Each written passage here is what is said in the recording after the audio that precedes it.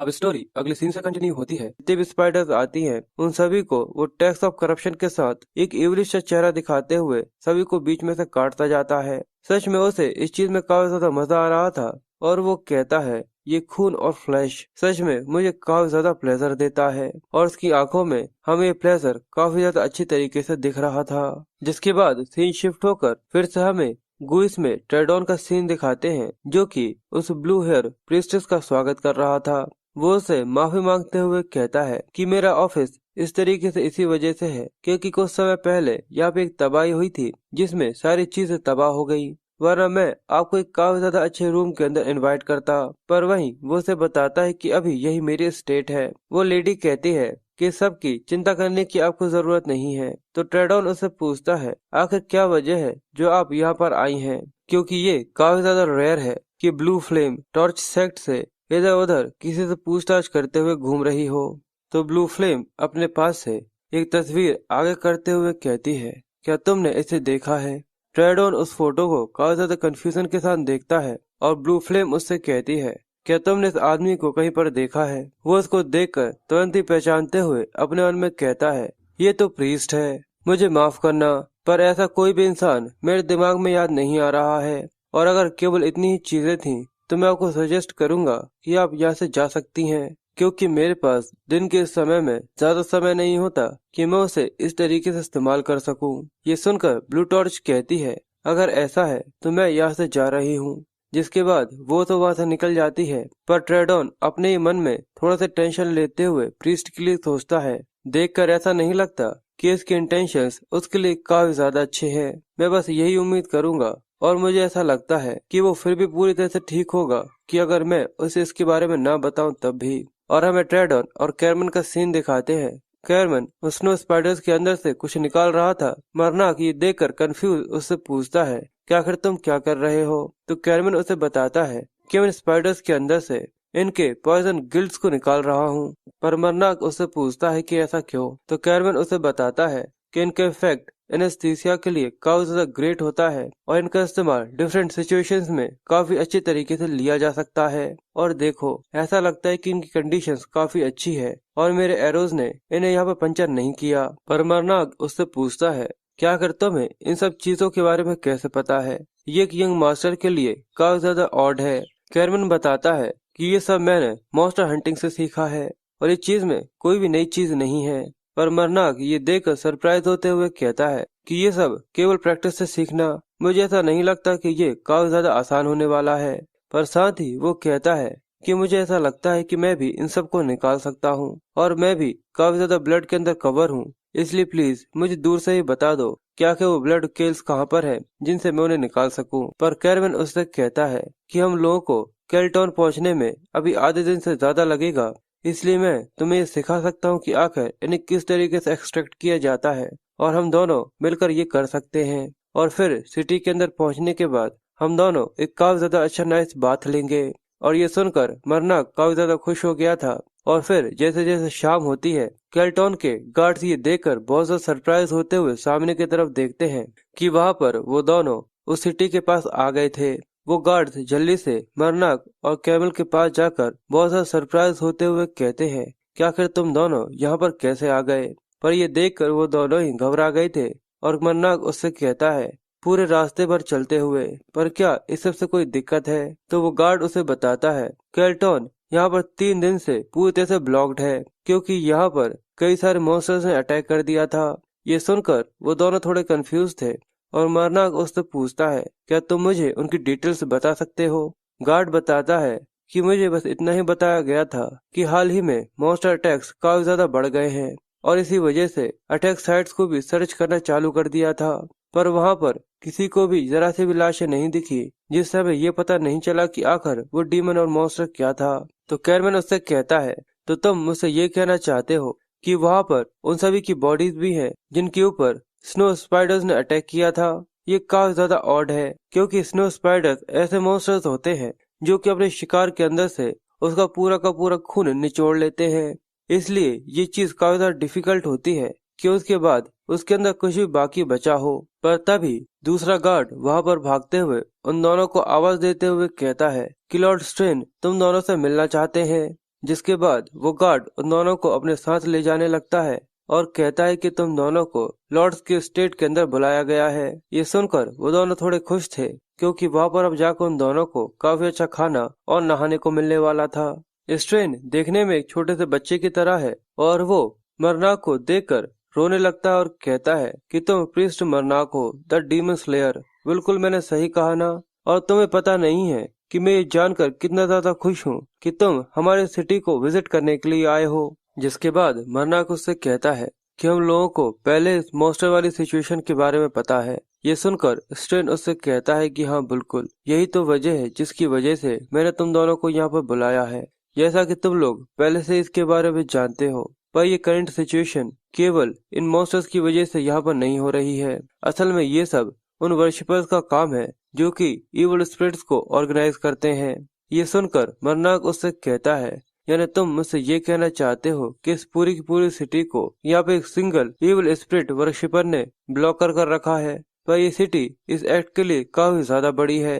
ये सुनकर स्ट्रेन रोते हुए कहता है कि बिल्कुल जैसा कि प्रीस्ट ने कहा, पर यहाँ पर ये 4 डिफरेंट सेक्ट्स हैं जो कि एक साथ काम करते हुए इस पूरी सिटी को ब्लॉक करने का काम कर रहे हैं। इसलिए मैं इसके बारे में जितना भी सोच लूं कि ये क्रेटोन एक काफी ज्यादा ऑर्डिनरी सिटी है, कि यहाँ पर ऐसा कुछ भी खास नहीं है। और इसलिए अभी तक मैं इस चीज को नहीं समझा हूँ कि ये सब मेरे अचानक से न्यू लॉर्ड बनने के बाद से ही क्यों हो रहा है। अगर मेरे फादर अभी भी जिंदा होते तो मैं पूरी तरह से श्योर हूँ कि वो यहाँ से निकलने का कोई न कोई रास्ता जरूर निकाल लेते। जिसके बाद वो आगे कहता है, वैसे तो हमारे पास बहुत सारा सपोर्ट है, कई सारे मॉरल ट्रूप्स हैं जो कि काफी ज्यादा अच्छी हैं, इसलिए हमें कोई ज्यादा अफसोस करने की बात नहीं है। पर अचानक से सब कुछ बंद हो जाने की वजह से किसी को भी इसके बारे में नहीं पता कि आखिर क्रेटोन पूरी तरह से ब्लॉक कर दिया गया है। सभी लोगों को ऐसा ही लगता है कि हमें किसी भी मदद की जरूरत नहीं है और इसलिए हमें कुछ ऐसे लोगों की जरूरत है जो कि उन मॉन्स्टर्स से बचकर दूसरी सिटीज में जाकर इस न्यूज को स्प्रेड कर लोगों को हमारे बारे में बता सके। हम लोगों को एक सुसाइड स्क्वाड की जरूरत है जो कि बाहर जाकर इस टास्क को पूरा कर सके। इसलिए वो मरनाक को काफी ज्यादा सीरियस लुक के साथ देख रहा था। उसकी आंखों में उसके लिए काफी ज्यादा उम्मीदें भी थी। मरनाक ये सुनने के बाद उससे कहता है कि ये जॉब, इसमें मैं जितना भी हो सकेगा आपकी मदद करने की कोशिश करूंगा। जिसके बाद सीन शिफ्ट होता है और हमें मरनाक को रूम में अंदर आने के बाद मदर के गुस्से को सहते हुए दिखाते हैं। वो उससे कहता है, आखिर तुम्हारा क्या मतलब है कि मुझे उसके चेहरे पर एक थप्पड़ मारकर वहां से चले जाना चाहिए था? ये कुछ जरूरत से ज्यादा ही है। पर मदर उसके ऊपर फिर से मर्डर करते हुए चिल्लाने लगती है। तो मरनाक उससे कहता है, लगभग हम लोगों को एक ऐसा आइटम तो मिला है जो सच में हमारे लिए काफी ज्यादा यूजफुल है, क्योंकि ये एक ऐसा आइटम है जो कि केवल वेस्टर्न डेजर्ट रीजन्स के अंदर ही मिलता है। तो मैंने ऐसा कभी भी नहीं सोचा था कि हमारे हाथ में कुछ ऐसा भी एक लग जाएगा। मदर फिर से मर्डर करने लगती हैं। तो मरनाक उससे कहता है, अब हम लोगों को किसी का भी शिकार करने के बाद जरा सी भी क्लीनिंग की चिंता करने की जरूरत नहीं है। जिसके बाद वो आगे कहता है, तुमने इसके बारे में मुझे पहले भी बताया था कि मैं इसे अपने पास सिस्टम के अंदर रख सकता हूँ। इसलिए वो उसे क्लैप करते ही अपने सिस्टम की इन्वेंट्री के अंदर भर लेता है और कहता है कि इस तरीके से जिंदगी जीना काफी ज्यादा बेस्ट कंडीशंस है और वो इन्वेंट्री में अपने पास 12 चीजों को और रख सकता है। वो ये देखकर खुश होते हुए कहता है, ये बिल्कुल वैसा है जैसा कि मैंने कहा था। जिसके बाद वो इस सब के बारे में बताते हुए कहता है, मेरा रियल रीजन कि किस वजह से मैंने इस लॉर्ड के ऑफर को एक्सेप्ट कर लिया, ऐसा नहीं है कि मुझे वो पसंद है या और कुछ। असल में यहाँ पर एक मेन क्वेस्ट है जो कि जल्द ही शुरू होने वाला है। और एक और रीजन है कि इसके बारे में मैंने काफी ज्यादा ध्यान दिया है कि अगर 4 सेक्ट जो कि एक दूसरे के साथ मिलकर काम कर रहे हैं और उनका जो टाइटल है वो इविल स्पिरिट्स का है जो कि काफी ज्यादा इमिटेटेड है, पर इस गेम के अंदर इस चीज का कुछ ज्यादा मतलब नहीं है, क्योंकि ये केवल एक टाइटल है जो कि मेन गॉड्स ने दूसरे गॉड्स को दिया है, जिससे उन्हें ये पता चल सके कि ये इसका स्टिग्मा है। और यही वजह है कि मुझे ऐसा लगता है कि जो इविल स्पिरिट वर्शिपर्स है जो कि एक दूसरे के साथ इस सिटी के सराउंडिंग में काम कर रहे हैं, ये कोई भी नॉर्मल और ऑर्डिनरी चीज नहीं है। जिसके बाद हमें आगे दिखाते हैं कि मरनाक और कैरमन घोड़ों पर वहां से कहीं पर भाग रहे थे। ये वही सुसाइड स्क्वाड है जिसकी रिचेस बात कर रहा था। पर जब कैरमन घोड़े पर सवार पीछे की तरफ देखता है तो उसके पीछे कई सारी स्नो स्पाइडर्स उनका पीछा कर रही थीं। ये देखने के बाद वो बहुत ज्यादा हैरान हो गया था, पर मरनाग ये देखकर खुश होते हुए कहता है अब समय आ गया है, और इसलिए वो कैरमन से कहता है कि मैं उन सबकी अटेंशन अपनी तरफ अट्रैक्ट करता हूँ। पर ये सुनकर वो हैरान होते हुए कहता है कि आखिर तुम ये किस तरीके की बातें कर रहे हो, और साथ ही वो चिल्लाते हुए कहता है कि भले ही ये तुम क्यों ना हो, पर फिर भी ये काफी ज्यादा खतरनाक है कि तुम उन सभी को अकेले संभाल सको। पर मरनाक उससे कहता है अगर इसी तरीके से वो हमारा पीछा करते रहे तो हम पकड़े जाएंगे, और इस रफ्तार के साथ मैं पूरी तरह से श्योर हूँ कि हम लोग उनसे बचकर नहीं भाग सकते, इसलिए हमें रीइंफोर्समेंट की जरूरत है। पर कैरमन ये सुनकर काफी ज्यादा कंफ्यूज और बहुत ज्यादा डरा हुआ था। तभी मरनाक अपने घोड़े को आगे की तरफ छोड़ते हुए कहता है कि इस चीज को श्योर करना कि तुम उनको अपने साथ लेकर जाओ, और वो जल्दी से घोड़े से कूद जाता है। ये देखने के बाद सभी लोग काफी ज्यादा सरप्राइज हो गए थे, और कर्मन भी ये देखकर मरनाक को आवाज देते हुए काफी ज्यादा घबरा गया था, क्योंकि उसे ऐसा लग रहा था कि मरनाक ने अपना सेक्रीफाइस देकर उन लोगों की जान बचाने की कोशिश की है। पर मरनाक गिरते हुए उससे कहता है कि ये मेरे लास्ट शब्द नहीं है, इसलिए बस शांत हो जाओ। पर वहीं हमें मदर को भी दिखाते हैं कि जो थोड़ी सी घबराई हुई थी। और फिर तभी जैसे ही मरनाक बर्फ पर गिरता है, वहाँ पर एक काफी ज्यादा बड़ा धमाका होता है। वो लोग भी इस धमाके की आवाज को सुनकर काफी सरप्राइज थे, और जो दो और लोग उनके साथ थे वो लोग भी ये देखकर काफी हैरान थे। वो मॉन्स्टर्स मरनाक की तरफ ही बढ़ रहे थे, और वो सच में देखने में काफी ज्यादा डेंजरस है। पर वो स्पाइडर्स थोड़े से आगे जाने के बाद किसी चीज को सेंस करते हुए वहीं पर रुक गई थी, क्योंकि उनके सामने एक बहुत ज्यादा बड़ा बर्फ का तूफान जैसा था जो कि गोल गोल घूम रहा था। और वहाँ पर हमें कई सारे प्रकार के डीमन मॉन्स्टर्स दिखाते हैं, जिनको देखकर ऐसा लगता है कि एक बहुत ज्यादा बड़ी फौज है। और मरनाक उस बर्फ के तूफान के अंदर से निकलते हुए कहता है कि मदर, मुझे तुम्हारे ऊपर यकीन नहीं हो रहा। आखिर तुम्हारा इस सब से क्या मतलब है कि मेरे एक्शंस काफी इंटरेस्टिंग है। जिसके बाद मदर फिर से मर्डर करती हैं, तो ये देखकर कहता है कि अब तुमने क्या कहा कि मुझे इसे एक कॉम्प्लीमेंट की तरह लेना चाहिए। पर वो आगे कहता है तो क्यों ना अब हम लोग इनका सामना करना चालू करें। और ये कहते हुए उसने अपनी तलवार के उस चेन को एक्टिवेट कर दिया था, जो कि देखने में सच में काफी ज्यादा कमाल का है। और साथ ही वो आगे कहता है जो इवल स्पिरिट वर्शिपर्स कवर लेकर इस सब के पीछे छुपे हुए हैं, चलो चलकर उन्हें खत्म करते हैं। और मरनाक उन सभी डीमन और बीस्ट के सामने आकर एक एक कर सभी को बीच में से चीरना चालू कर देता है। वो अपनी व्हाइट सोर्ड और चेंसो वाली तलवार के साथ सभी के चीथड़े उड़ाने में लगा हुआ था। ये सीन देखने में काफी ज्यादा इंटेंस और काफी ज्यादा ब्रूटल है। उसके सामने जितने भी मॉन्स्टर्स आते हैं वो हर एक की मुंडी गायब कर देता है, या फिर उसका सिर पूरी तरह से चीर देता है। और उसको ऐसे लड़ने में काफी ज्यादा मजा आ रहा था। और हमें दिखाते हैं कि कोई भी मॉन्स्टर वहाँ से एक कदम भी आगे नहीं बढ़ा पाता, और वो सभी के धीरे धीरे करके हाथ पैर और सारी चीजें काटता रहता है। और उसको ऐसे सभी को मारने में काफी ज्यादा मजा आ रहा था। जितने भी डीमन और मॉन्स्टर्स उसके सामने आते हैं वो उन सभी को बीच में से चीरता जाता है, और सभी के हाथ पैर बहुत ही ज्यादा ब्रूटली काटता जाता है। और उसे देखने में अब ऐसा लगने लगा है कि जैसे वो कोई प्रीस्ट नहीं, किसी तरीके का एक इविलिस्ट जल्लाद है, जो कि काफी ज्यादा ब्रूटल है। क्योंकि उसके सामने आने से पहले ही सभी डीमंस का कत्ल हो जाता है, उनके चीथड़े उड़ जाते हैं, और वो तो इन सभी के बीच में ऐसा लगता है कि किसी तरीके का डांस कर रहा हो। उसके चेहरे पर कोई भी इविल सा रिएक्शन नहीं आता, पर वो तो ये देखकर हंसते हुए कहता है अगर ऐसा ही हर दिन होता रहा तो शायद मुझे अपने साथ बाटव लेकर इधर उधर जाना होगा, जिससे मैं अपने आप को साफ रख सकूं। फिर मदर फिर से मर्डर करना चालू कर देती है, तो मरनाग उससे कहता है कि हम लोग बाद में बात करेंगे। और वो एक बड़ी सी केव के अंदर जाते हुए आगे कहता है, और ये कहने के बाद वो बड़ी सी केव के सामने आकर खड़ा हो गया था। वो अंदर जाते हुए कहता है कि उन लोगों को पता है कि मैं यहाँ पर आ चुका हूँ, और देखो उन लोगों की जरा सी भी इंटेंशन नहीं है कि वो बाहर आकर मुझे ग्रीट करें। सच में मुझे इस चीज के ऊपर जरा सा भी यकीन नहीं हो रहा कि यहाँ पर आने के बाद मुझे इस तरीके का ट्रीटमेंट मिल रहा है। और फिर उस टनल के अंदर आने के बाद वो कई सारी खराब टूटी फूटी चीजें पड़ी हुई देखता है, जिनको देखकर वो कहता है कि मुझे याद है कि उसने बताया था केन ने उस कैरेज के ऊपर अटैक किया था जो कि खाली है। पर अगर ये सब लूट उन मॉन्स्टर्स ने अपने लिए की है, पर तभी उसे वहाँ पर एक बॉडी पड़ी हुई दिखती है, जिसको देखकर वो कहता है ये तो केवल एक बॉडी है जिसके अंदर से स्नो स्पाइडर ने उसके खून को चूस कर पूरी तरह से खाली कर दिया है। और तभी देखकर ऐसा लगता है कि उन लोगों ने अपने नाइस मील को काफी अच्छी तरीके से एंजॉय किया था, पर वहीं उसका ध्यान ऊपर की तरफ जाता है, जिसको देखते हुए वो आगे कहता है, पर ने इस तरीके से अपने लिए कई सारे लेफ्ट ओवर बचा कर रखा है। मुझे इस चीज के ऊपर यकीन नहीं है, क्योंकि सच कहूँ तो ये किसी तरीके का कोई डिसेंट चॉइस नहीं है जो कि उन लोगों ने लिया है। मदर मर्डर कर रही थी, तो वो उससे कहता है कि आपको चिंता करने की जरूरत नहीं है, क्योंकि मेरे साथ ऐसा कुछ भी नहीं होगा। मैं काफी ज्यादा सावधान हूँ। पर सच में यहाँ पर कई सारी बॉडीज है जिन्हें वो आसानी से 3 दिन तक खा सकती हैं।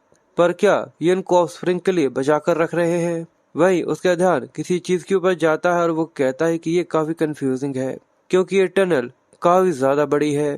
ऐसा लगता है कि कई सारे मल्टीपल जायंट्स इस एरिया में एक साथ रहते हैं, और साथ ही जो डिवाइनिटी इन लोगों से मिलेगी, मुझे तो केवल वही चाहिए। इसलिए वो हंसते हुए कहता है, तब क्यों ना तुम भी बाहर आ जाओ। और हमें उसके ऊपर कई सारी आंखों वाली एक बहुत ज्यादा बड़ी जाइंट स्पाइडर को दिखाते हैं। ये स्पाइडर क्वीन है। वो और उसके छोटे छोटे बच्चे हैमंड को ही देख रहे थे, और धीरे धीरे करके वो उसकी तरफ बढ़ना चालू कर देते हैं। पर मरनाक उसको देखकर कहता है कि मुझे काफी अच्छी तरीके से पता है कि तुम यहीं पर हो। और जैसे ही वो बड़ी सी स्पाइडर मरनाक के ऊपर अटैक करने के लिए आगे बढ़ती है, वहाँ पे एक काफी ज्यादा बड़ा धमाका होता है। मरनाक ये देखकर अपनी मदर से कहता है कि आप प्लीज मेरे लिए लाइन ऑफ करप्शन ड्रॉ कर देंगी। उसके ऐसा करते ही वहाँ पर इसकी एनर्जी से एक लाइन ड्रॉ हो जाती है। ये देखकर वो मुस्कुराता है, क्योंकि एक बड़ी सी जायंट स्पाइडर अपने खतरनाक और काफी ज्यादा विशाल मुंह के साथ उसके मुंह के सामने खड़ी हुई थी। वो कहता है कि मुझे एक अथॉरिटी चाहिए, क्योंकि आज रात मैं यहाँ पर कई सारी चीजों को सेक्रीफाइस करने वाला हूँ। और ये कहते ही करप्शन जायंट ऊपर से नीचे आने लगता है, और साथ ही वो आगे कहता है, क्योंकि आज मैं तुम्हें इंसानों को खाने वाली स्पाइडर के मदर को सर्व करने वाला हूँ। और बस उसके ऐसा कहते ही करप्शन जायंट उस बड़ी सी स्पाइडर के सिर के ऊपर एक जोरदार पंच दे मारता है, जिसकी वजह से उसका सर जमीन के अंदर धंस गया था। मरनाक अपने ऊपर टैक्स ऑफ करप्शन को एक्टिवेट करता है, पर हमें दिखाते हैं कि वो स्पाइडर काफी ज्यादा पावरफुल है, और वो जायंट ऑफ करप्शन को अपने बड़े बड़े पैरों के साथ धकेलने की कोशिश करते हुए उसके शरीर में कई सारे घाव कर देती है। और वो मदर स्पाइडर इतनी ज्यादा पावरफुल होती है कि वो जायंट को पीछे की तरफ धकेलना चालू कर देती है। वो दर्द में किर्रा रहा था, और मदर स्पाइडर उसको भी मारने ही वाली थी। और मरनाक ये देखकर ऐसा लगता है कि ये जायंट से दुगनी साइज की है। और जैसे ही मदर स्पाइडर अपने बड़े से मुंह को खोलकर उसको खाने ही वाली थी, मरनाक आगे की तरफ बढ़ते हुए कहता है कि मुझे कोई न कोई रास्ता निकालना होगा जिससे मैं जायंट की मदद कर सकूं। और वो आगे बढ़ते हुए जितने भी छोटे स्पाइडर्स होते हैं उन सभी का शिकार करने में लगा हुआ था, क्योंकि वो सभी स्पाइडर्स उसे मदर स्पाइडर्स तक पहुंचने की रोकने की कोशिश कर रहे थे। वो सभी को बहुत ज्यादा ब्रूटली बीच में से काटता जा रहा था, और वहाँ पर पूरे में खून ही खून बगड़ता जाता है। वो अपने मन में कहता है, मैं यहाँ पर किसी तरीके की एनर्जी है जो कि स्पाइडर क्वीन के अंदर से सेंस कर पा रहा हूँ, इसलिए मुझे ऐसा लगता है कि ये इतनी ज्यादा खतरनाक नहीं है। पर फिर भी इसकी बॉडी के अंदर कोई न कोई वीक स्पॉट कहीं न कहीं जरूर होगा। तभी एक बड़ी सी स्पाइडर जैसे ही उसके ऊपर से अटैक करती है। ये देखकर मरनाक अपनी तलवार को ऊपर की तरफ करते हुए उसके एक वीक पॉइंट के ऊपर अटैक कर उसे बीच में से 2 टुकड़ों में काट देता है। और वो ये देखकर मुस्कुराते हुए कहता है कि अब मैं समझ चुका हूँ कि एक डिवाइनिटी जो कि उसकी बॉडी से निकल रही है, अब बस मुझे उसकी लेग्स को पूरी तरह से अलग करना होगा। और ये कहते हुए वो तेजी से उसी तरफ बढ़ना चालू कर देता है, और वो जायंट ऑफ करप्शन के कनेक्शन के साथ उससे कहता है कि मैं सीधे तुम्हारे हेड की तरफ बढ़कर आ रहा हूँ, इसलिए मैं तुम्हारी मदद करूंगा। तुम्हें उसे पकड़कर अपनी एक ही जगह पर रोकना होगा, जिससे वो जरा सी भी ना हिल पाए। ये सुनते ही जायंट ऑफ करप्शन मरनाक की बात सुनते हुए जोर से रोर करता है, और अपने हाथों के साथ उस मकड़ी के सभी हाथों को एक एक करके पकड़ लेता है। वो मकड़ी भी ये देखकर काफी ज्यादा सरप्राइज हो गई थी, और वो ये देखकर सोचती है कि आखिर ये क्या है। पर मरनाक हमें ऊपर दिखाते हैं कि वो उनसे काफी ज्यादा ऊपर था, और वो कहता है कि भले ये साइज में काफी ज्यादा बड़ी ही क्यों ना हो, पर एक मकड़ी हमेशा मकड़ी होती है। और वो भागते हुए स्पाइडर क्वीन की तरफ बढ़ते हुए कहता है कि मुझे बस उसके पेट के ऊपर सेवरल कट्स लगाने हैं, जिससे वो पूरी तरह से अलग हो जाए। और वो एक पावरफुल स्ट्राइक के साथ उसके पेट के ऊपर कट लगाना चालू कर देता है। क्योंकि वो स्पाइडर का सबसे ज्यादा थिकेस्ट यानी पतला हिस्सा है और वो रेगुलर उसके ऊपर जब कट लगाता है तो उसको भी वहाँ पर दर्द होना चालू हो गया था। स्पाइडर क्वीन ये देखकर थोड़ी सी कंफ्यूज थी, पर मरनाक था कि रुकने का नाम ही नहीं लेता। वो उसके ऊपर सेवरल कट्स लगाता है और वो अपनी दोनों तलवारों के साथ बिना रुके तब तक अटैक करता रहता है जब तक उसका वो हिस्सा उसके कट कर अलग ना हो जाए। वहाँ पर काफी ज्यादा खून के स्लैशेस निकलते हैं और स्पाइडर क्वीन को भी इसकी वजह से काफी ज्यादा दर्द हो रहा था, पर वो जायंट के पकड़े रहने की वजह से अपनी जगह से जरा सी भी नहीं हिल पाती और मरनाक उसके ऊपर तब तक स्ट्राइक लगाता है जब तक वो पूरी तरह से कट नहीं गई थी। उसके आखिरी स्ट्राइक के साथ वो दोनों हिस्से अलग अलग हो जाते हैं और जायंट ऑफ करप्शन उस क्वीन को अपने चारों हाथों के साथ आसमान में उठा लेता है, जिसके बाद वो अपनी ब्रूटल स्ट्रेंथ को दिखाते हुए उसके दो पैरों को उसके शरीर से ही उखाड़ लेता है और उसको पकड़कर जमीन पे दे मारता है। उसने उसे धोबी पछाड़ दे दिया था। मरनाक भी अब अपने अटैक को कंप्लीट करने के बाद नीचे आकर खड़ा हो गया था, पर जायंट ऑफ करप्शन उसके ऊपर काफी ज्यादा गुस्सा था क्योंकि पिछली बार वो उसे अकेला पिटता हुआ छोड़कर भाग गया था। मरनाक ये देखकर घबरा रहा था और वो उसे हंसकर माफी मांगते हुए कहता है कि पिछली बार वहाँ से भाग जाने की वजह से मुझे माफ कर दो। पर करप्शन जायंट था कि सच में काफी ज्यादा गुस्सा था। पर वहीं मरनाक को किसी की गाली देने की आवाज आती है और वो ये देखकर थोड़ा कंफ्यूज था। उस स्पाइडर क्वीन के अंदर से आवाज आती है और वो काफी ज्यादा गुस्से में थी। वो उसकी बॉडी के अंदर से रेंगते हुए बाहर आ गई थी और वो मरनाक को देखकर उसे गालियां देना चालू कर देती है। मरनाक मुस्कुराते हुए देखकर कहता है, मुझे लगा ही था कि उसके अंदर एक लड़की छुपी हुई है। पर वो ये देखकर काफी ज्यादा गुस्से में उसको गाली देते हुए कहती है, आखिर तुम्हारे जैसे कमीने को पता भी है? आखिर तुमने क्या सोचकर मेरे इतने ज्यादा लंबे प्लान को यहाँ पर खराब कर दिया कमीने? तुम जानते भी हो तुम एक बहुत ज्यादा बड़े कमीने हो। तुम भी तो बस मेरी ही तरह एक दूसरे इविल स्पिरिट वर्शिपर हो। तो आखिर तुम्हारे जैसे कमीने को ये चीज क्यों समझ में नहीं आई कि मुझे इस बड़ी सी जॉइंट क्वीन को कंट्रोल करने में कितना ज्यादा समय लगा था? क्या तुम ये समझ भी सकते हो? पर मरनाक उससे पूछता है कि आखिर तुम लोगों का इस सिटी को सराउंड करने का पर्पस क्या था? तो ये सुनकर वो लड़की उससे कहती है, आखिर तुम्हारे जैसे कमीने को मैं ये क्यों बताऊं? ये सुनते ही मरनाक अपनी तलवार को उसके कंधे के अंदर धंसा देता है। ये देखकर वो जोर जोर से चिल्लाना चालू कर देती है। वो चिल्लाते हुए मरनाक को गाली देते हुए कहती है कि कमीने ये काफी ज्यादा दर्द कर रहा है। पर मरनाक उससे फिर से अपना वही सवाल पूछता है कि आखिर तुम लोगों का इस सिटी को सराउंडिंग यानी घेरने का आखिर रीजन क्या है? पर वो उसे गाली देते हुए कहता है कि काफी ज्यादा दर्द कर रहा है। पर मरनाक फिर से और आखिरी बार उससे यही पूछता है कि आखिर तुम्हारा इस सिटी को घेरने का पर्पस क्या है? वो लड़की ये सुनकर हंसते हुए कहती है, मैं तुम्हें कुछ भी नहीं बताने वाली, चाहे मैं यहाँ पर मर ही क्यों ना जाऊँ। तो बताओ आखिर तुम क्या करोगे? ये सुनकर मरनाक मुस्कुराते हुए कहता है कि मैं समझ गया। बेचारे को ये पता नहीं है कि वो यहाँ पर आकर किससे पंगा ले रही थी। वो ये देखकर काफी हैरान थी क्योंकि अगले ही पल उसका सिर कटकर नीचे गिर गया था। वो ये देखकर कुछ कह पाती उससे पहले बेचारे का गेम ओवर हो गया था।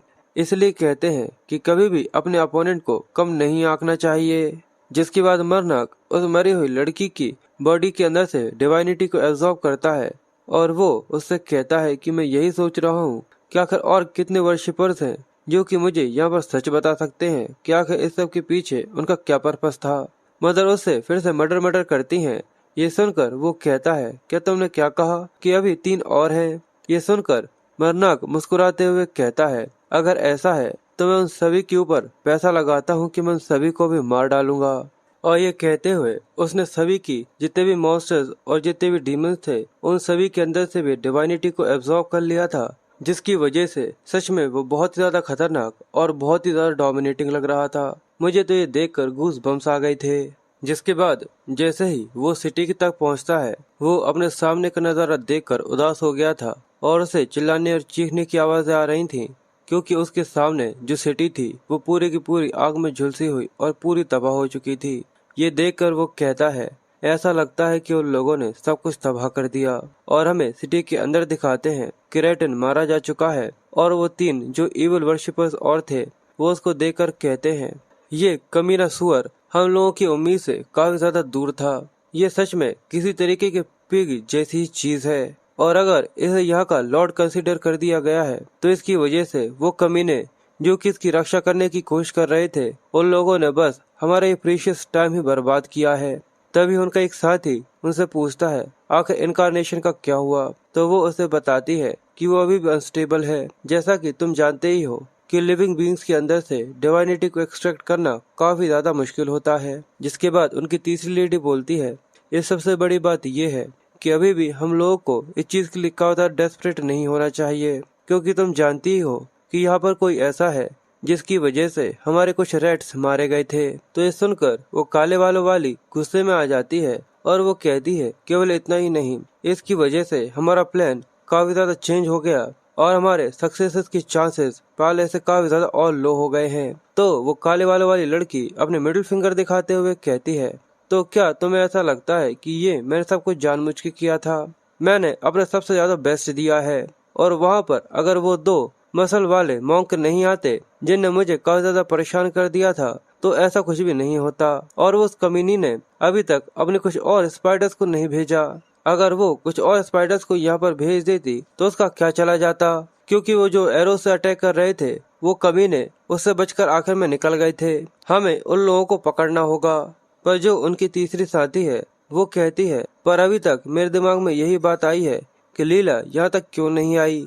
तो काले बालों वाली लड़की कहती है, तो क्या तुम्हें ऐसा लगता है कि ये पहली बार है कि वो कमीनी अपने स्पाइडर्स के साथ समय बिता रही है? वो और उसकी बेकार से स्पाइडर्स, आखिर वो अपने स्पाइडर्स को यहाँ तक लेकर क्यों नहीं आई? वो बस अपने स्पाइडर्स के साथ अपनी बॉडी के अंदर खेलती रहती है।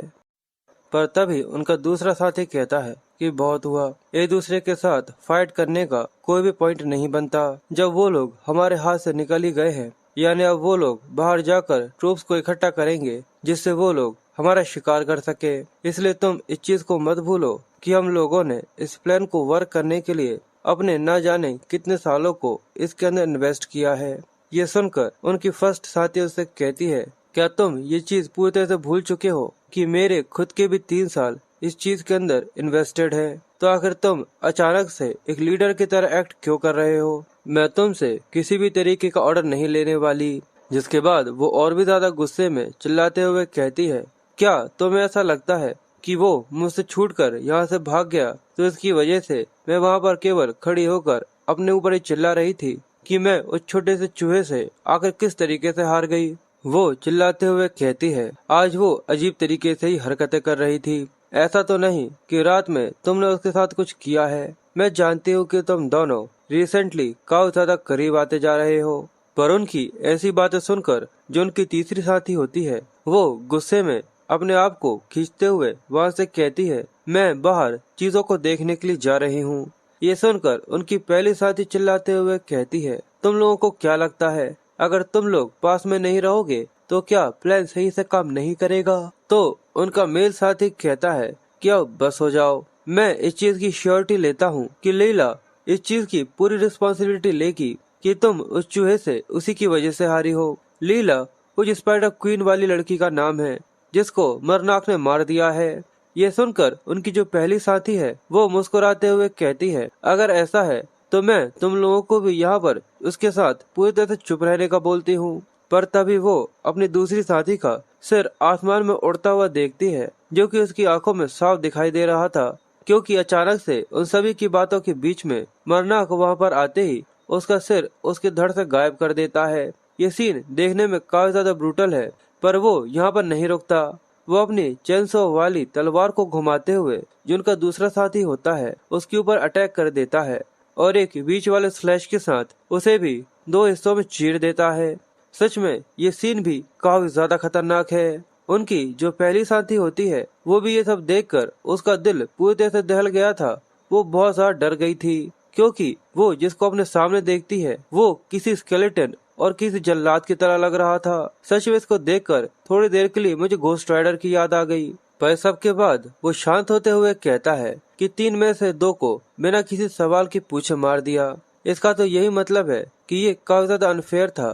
क्यों, आपको कैसा लगता है मदर? वो फिर से मर्डर करने लगती है और उसकी करप्शन की पावर की वजह से उसकी रिकवरी काफी ज्यादा तेजी से हो रही थी। भले वो जल गया हो पर उसका शरीर फिर से रिकवर हो रहा था। वो अपनी मदर से कहता है, फिर भी आखिर यहाँ पर कितने लोग हैं जो कि डिवाइनिटी को मैनिपुलेट कर सकते हैं? वो सब मुझे इस सब से काफी ज्यादा डैमेज दे सकते हैं। मैं पूरी तरह से श्योर हूँ कि तुम मुझसे एक पॉइंटलेस बेट लगाने की बजाय जिसमें मैं ही हारूंगा, तुम इस चीज में ज्यादा समय बर्बाद नहीं करोगी। पर वो लड़की ये देखने के बाद काफी ज्यादा घबराई हुई अपने मन में कहती है कि आखिर ये पागल अपने आप से किस तरीके से बात कर रहा है। पर अमरनाथ का चेहरा धीरे धीरे करके काफी हद तक ठीक हो गया था और जिस तरीके से वो लड़की उसको देख रही थी, सच में उसको देखकर साफ समझ में आ रहा था कि उसके तोते उड़ चुके हैं। वो सच में काफी ज्यादा डरी हुई थी और अमरनाथ पूरी तरह से रिकवर होने के बाद उससे पूछता है, क्या तुम भी एक इविल स्पिरिट वर्शिपर हो? वो घबराई हुई उससे कहती है, क्या? पर अमरनाथ उससे कोई भी फालतू की बात न करने के बजाय उससे सवाल करता है, आखिर तुम्हारा क्रेटोन को कैद करने का पर्पस क्या था? ये सुनते ही वो लड़की उसको सारी चीजें बता देती है और हमें बताते हैं कि अमरनाथ जो उसका प्लान था उसको देखकर काफी सरप्राइज होते हुए कहता है, ये चीज मेरी उम्मीद से काफी ज्यादा इम्प्रेसिव है। तो वो लड़की कहती है कि बिल्कुल, आखिर और क्या वजह हो सकती है कि हम लोगों ने हमारे पूरे की पूरे 3 साल इस चीज में दिए। और हमें अमरनाथ के सामने एक बहुत ज्यादा बड़ी बॉल को दिखाते हैं जिसके अंदर एक डीमन क्रीचर जन्म ले रहा है। ये बिल्कुल सेल की तरह है। वो लड़की उससे कहती है, असल में अब इस चीज का जरा सा भी सेंस नहीं बनता है कि हम लोग जरा सा और भी टाइम इस चीज के ऊपर वेस्ट करते। अमरनाथ अपने मन में कहता है, ये औरत जिसका नाम परना है, इसने क्वेश्चन के जानते ही मुझे आंसर दे दिया, जैसे कि ये मेरा ही वेट कर रही थी और इसने मुझे सब कुछ बता दिया जो कि ये सब जानती है। ये स्टोरी काफी ज्यादा सिंपल थी। असल में ये लोग इस सिटी के सभी लोगों को सेक्रीफाइस करना चाहते थे, जिसके बाद उन लोगों ने इस बॉल ऑफ डिवाइनिटी को क्रिएट किया जिसे ये लोग इनकारनेशन कहते हैं। और इस प्लान को पूरी तरह से फुलफिल करने के लिए उन्हें सिटी के अंदर छुपकर 3 साल तक रहना पड़ा। पर इस सब के बाद भी उन्हें सारी तैयारियां करने के लिए अभी भी 5 दिन और लगेंगे। पर उन लोगों के पास अपने प्लान को आगे बढ़ाने के अलावा कोई और चॉइस नहीं थी, क्योंकि हाल ही में कई सारे इंसिडेंट हुए हैं। पर यह काफी अच्छा है कि कैरमैन इनके हाथों से बच गया। अमरनाथ अपनी तलवार को एक्टिवेट कर इस चीज के लिए रेडी हो जाता है। पर वो लड़की ये देखकर हैरान होते हुए कहती कि आखिर तुम क्या कर रहे हो? वो कहता है, तुम्हें क्या लगता है मैं उस मॉन्स्टर के उठने से पहले ही उसे मारने जा रहा हूँ जो कि यहाँ के सभी लोगों का ब्लड और फ्लैश कंज्यूम कर रहा है? पर वो लड़की कहती है कि नहीं, तुम ऐसा नहीं कर सकते। पर मरना था कि उसकी सुनने के लिए तैयार था ही नहीं। वो अपनी तलवार उस एग के अंदर धसा देता है और उसे चीरने लगता है। पर ये देखकर वो लड़की चिल्लाते हुए कहती है कि नहीं, तुम ऐसा नहीं कर सकते, क्योंकि अगर ऐसा हुआ तो ये काफी ज्यादा खतरनाक हो सकता है। तभी मरनाक के कंधे में आकर एक टेंटिकल लगता है जिसकी वजह से उसका कंधा पूरी तरह से चिर चुका था। वो कहती है, अगर ये इसके अनस्टेबल स्टेट के अंदर उठा तो ये सच में काफी ज्यादा खतरनाक होगा। और उस एग के अंदर से हमें एक बहुत ज्यादा वियर्ड सा मॉन्स्टर निकलता हुआ दिखता है जो कि दर्द में चिल्लाते हुए कहता है कि ये दर्द कर रहा है। और उसके अंदर से निकलने वाले टेंटिकल्स भी काफी ज्यादा अजीब थे।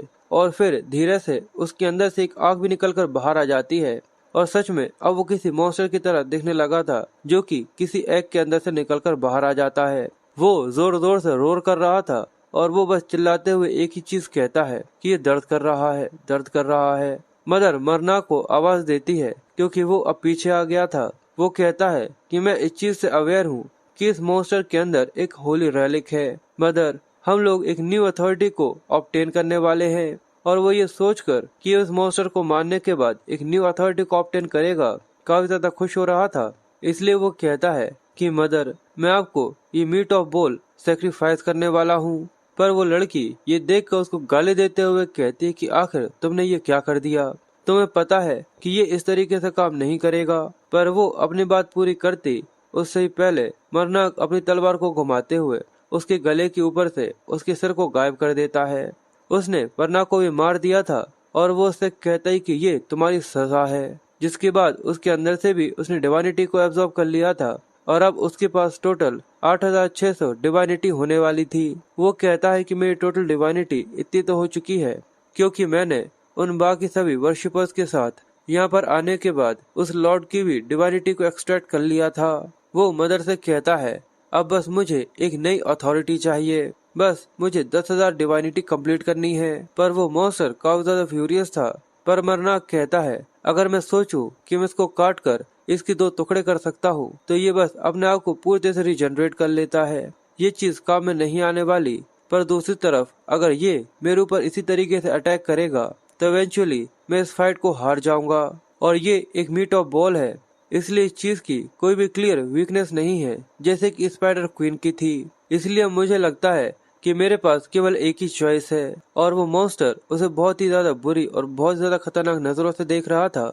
और तभी मरनाक अपनी तलवार को अपने पास रखकर और एक स्टैंड लेता है, जिसके बाद वो जल्दी से वहां से भागना चालू कर देता है। ये देखने के बाद वो मॉन्स्टर भी काफी हैरान था और मदर भी। वो दोनों ही बेचारे काफी ज्यादा कंफ्यूज थे।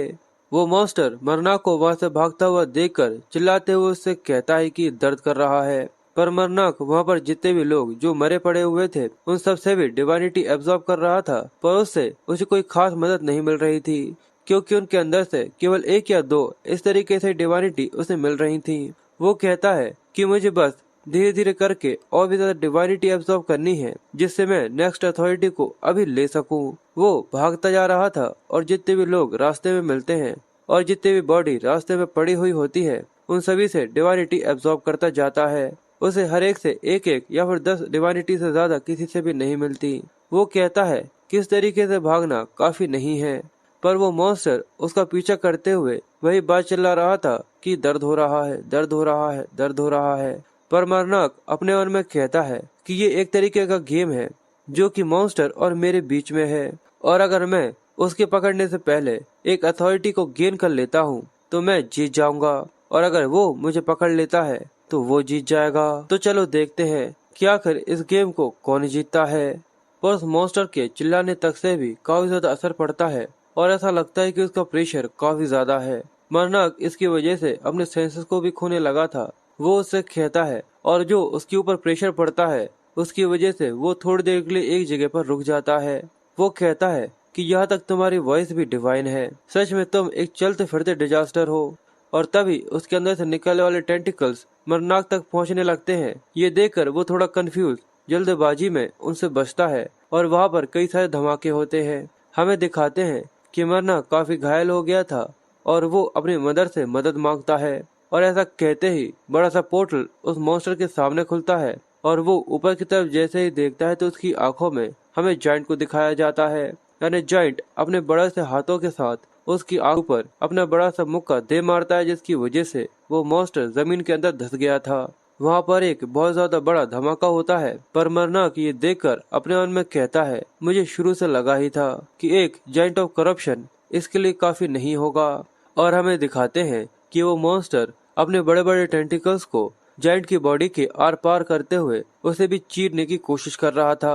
वो जाइंट ऑफ करप्शन दर्द में चिल्लाने लगता है। ये देखकर मरनाक उससे कहता है कि तुम्हें अपने आप को जरूरत से ज्यादा फोर्स करने की जरूरत नहीं है, मैं तुम्हें जल्दी ही वापस भेज दूंगा। जिसके साथ वो आगे की तरफ देखते हुए कहता है कि मुझे और बॉडीज की जरूरत है, मुझे ऐसी बॉडी चाहिए जो कि काफी ट्रेंड हो, एलिट सोल्जर्स हो या फिर लगभग नाइट्स हो। वो उन क्रॉप्स यानी लाशों के अंदर से डिवाइनिटी को एब्जॉर्ब कर रहा था जो कि पूरी तरह से जल गई है। वो आगे की तरफ भागते हुए कहता है कि मुझे पता है कि मैं इन क्रॉप्स के अंदर से डिवाइनिटी को एब्जॉर्ब कर रहा हूँ, पर मैं ये चीज काफी अच्छी तरीके से जानता हूँ कि मुझे डिवाइनिटी को पहले ही हार्वेस्ट कर रखना चाहिए था।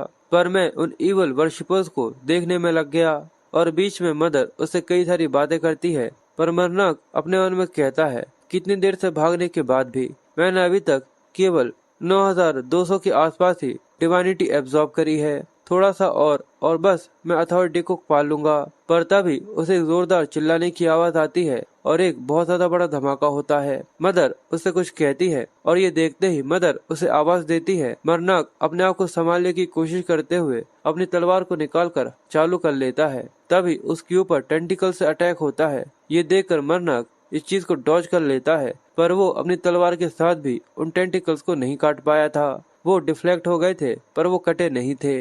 मरनाक ये देखकर काफी सरप्राइज था, पर वो मॉन्स्टर पहले से इवॉल्व होते हुए चिल्लाते हुए कहता है कि दर्द। मरनाक ये देखकर काफी कंफ्यूज ऊपर की तरफ देखता है, और जैसे ही वो मॉन्स्टर उसके ऊपर आकर जोरदार पंच दे मारता है तो वहाँ पर एक बहुत ज्यादा बड़ा धमाका होता है। पर मरनाक सही समय पर पीछे की तरफ जंप करके इसे डॉज कर लेता है। वो मॉन्स्टर ये देखकर कहता है कि दर्द, मुझे दर्द हो रहा है। पर मरनाक फिर से स्टैंड लेकर उसे देखते हुए कहता है कि देखकर ऐसा लगता है कि तुम पहले से काफी ज्यादा बढ़ चुके हो और ये उस जायंट से फाइट करने की वजह से है।